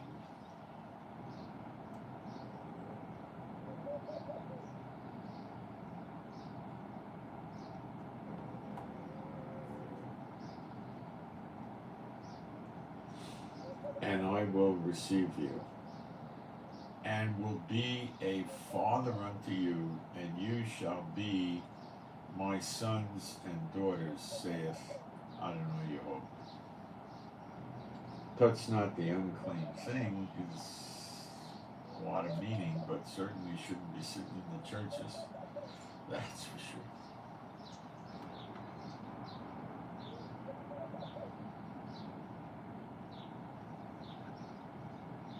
All right.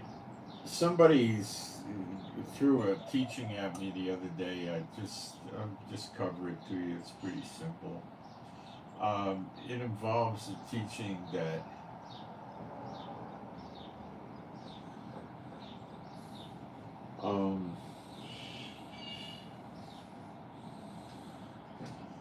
that Yeshua is descended from the whore Rahab in the days of Joshua.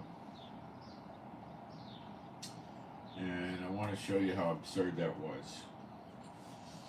Rahab was when they were first coming into the land, right after Moses died.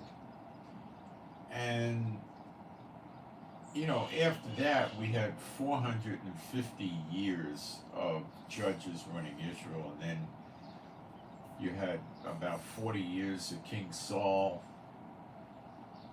Then you had David, who lived to a pretty ripe old age. Then he gave birth to Solomon, and then we'll read this scripture. And Solomon, which is Solomon, his real name is Shlomo, but they can't translate Hebrew, so they write salmon, like a salmon, like a fish. It's Solomon, but in English, I guess.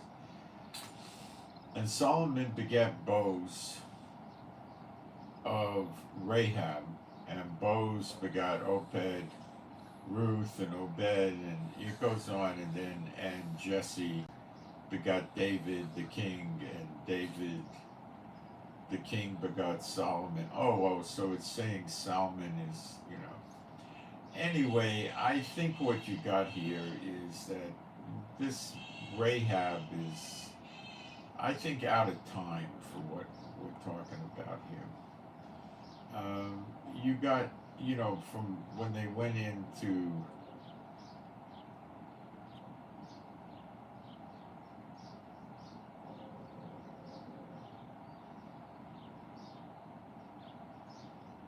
Solomon, then you got Boaz. I don't think it's the right. It's just another Rahab, I guess. I don't. how did she get? I mean, she would have had to be in the Jewish line to get married. It doesn't make sense. People say that, and I think they're just trying to, mock Yeshua and say he's descended from a harlot or something like that. So I don't see any biblical basis for that. I never hear it mentioned. I just don't see it. So Solomon's not Solomon. It's another name. They don't know how to translate.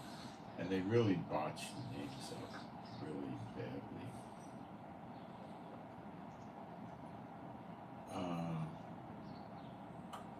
So I would not run around teaching that Rahab is, Yeshua came from Rahab. I mean, there's nothing that makes me think that is the case. I just don't know why.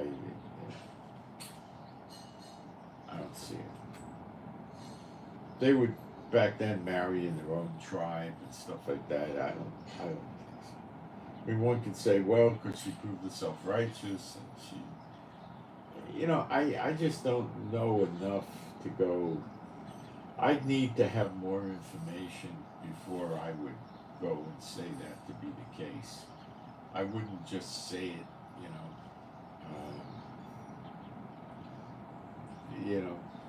I did check the words in Hebrew.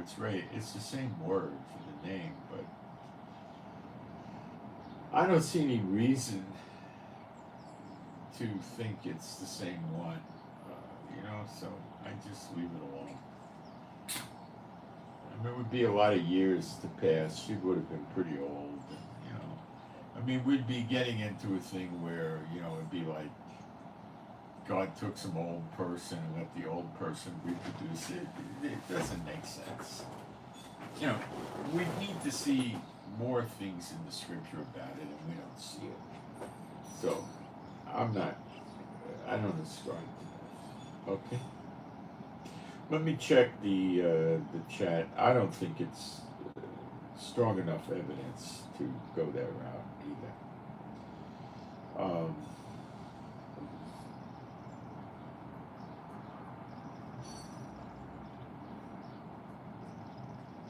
What about Russia? There were Jews in Russia. I think you're saying, in fact, the most of all in Europe. No, I don't think. There's Jews in the UK, there's Jews in France. Most of the Jews, many of the Jews left Russia around 1991 and came to Israel. Over 1 million came in that period of time. I don't think so. I mean, they're there for sure, but there's not that many.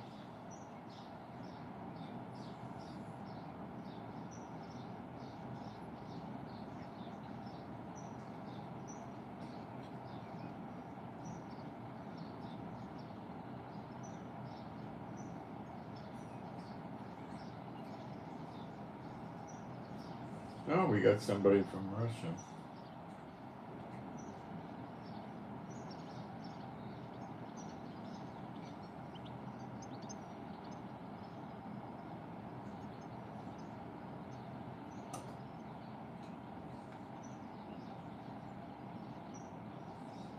They're jailing preachers in Canada. I didn't know that.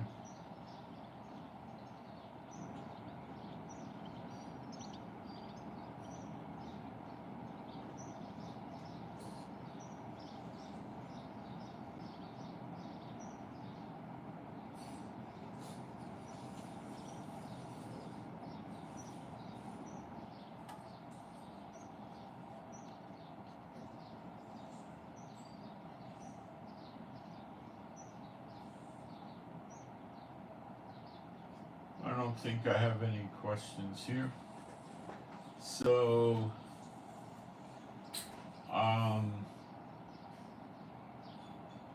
make sure you're subscribed if you want to know what's going on when the eggs start hitting the fan, which is going to happen. The Lebanon thing is becoming unbearable to the Israelis, and probably Biden is the one that's preventing Israel from attacking Lebanon these many months of rockets from them, but lately it's reached an insane level.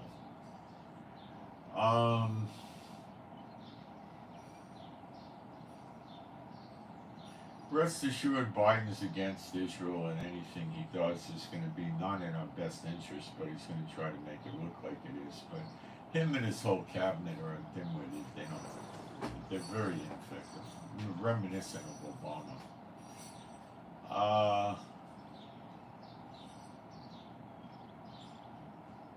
So I don't know what else. I covered everything I wanted to cover today, and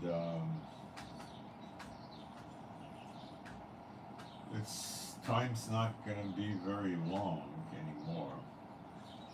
So we just wait and we watch. And lift up your head, your redemption draweth nigh. I don't see us getting into any type of a serious ceasefire. I don't see that. Time's too short. Everything we got now is going to lead to the siege around Judah and Jerusalem.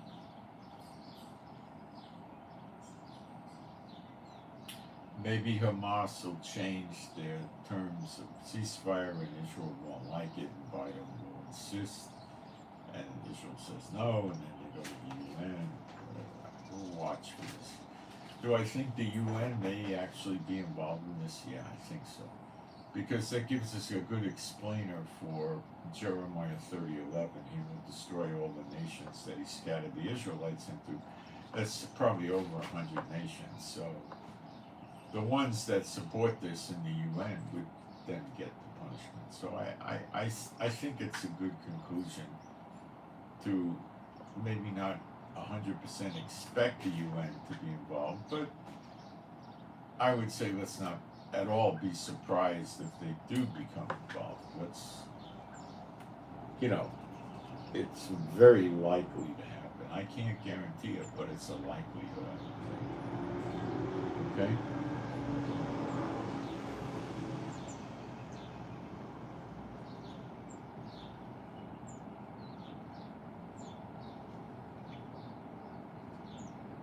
And we got to keep our eyes on Putin and China and Taiwan and South Korea and North Korea, because all this stuff is volatile now. Now, if America attacks Lebanon, will Iran come and attack America? Probably, because they think Biden won't do anything about it. Okay, so I'm Moshe. Please pray for me and my wife for our peace, safety, protection, joy, healing of our bodies, and pray for our finances, and pray for our animals and pets that are all rescues to be happy, healthy, and whole, and pray for better videos, pray for the peace of Jerusalem, and that we learn more about prophecy from the Lord, and I send my shalom to all those who love Yeshua HaMashiach. And I'm over 2 hours, and I'm out.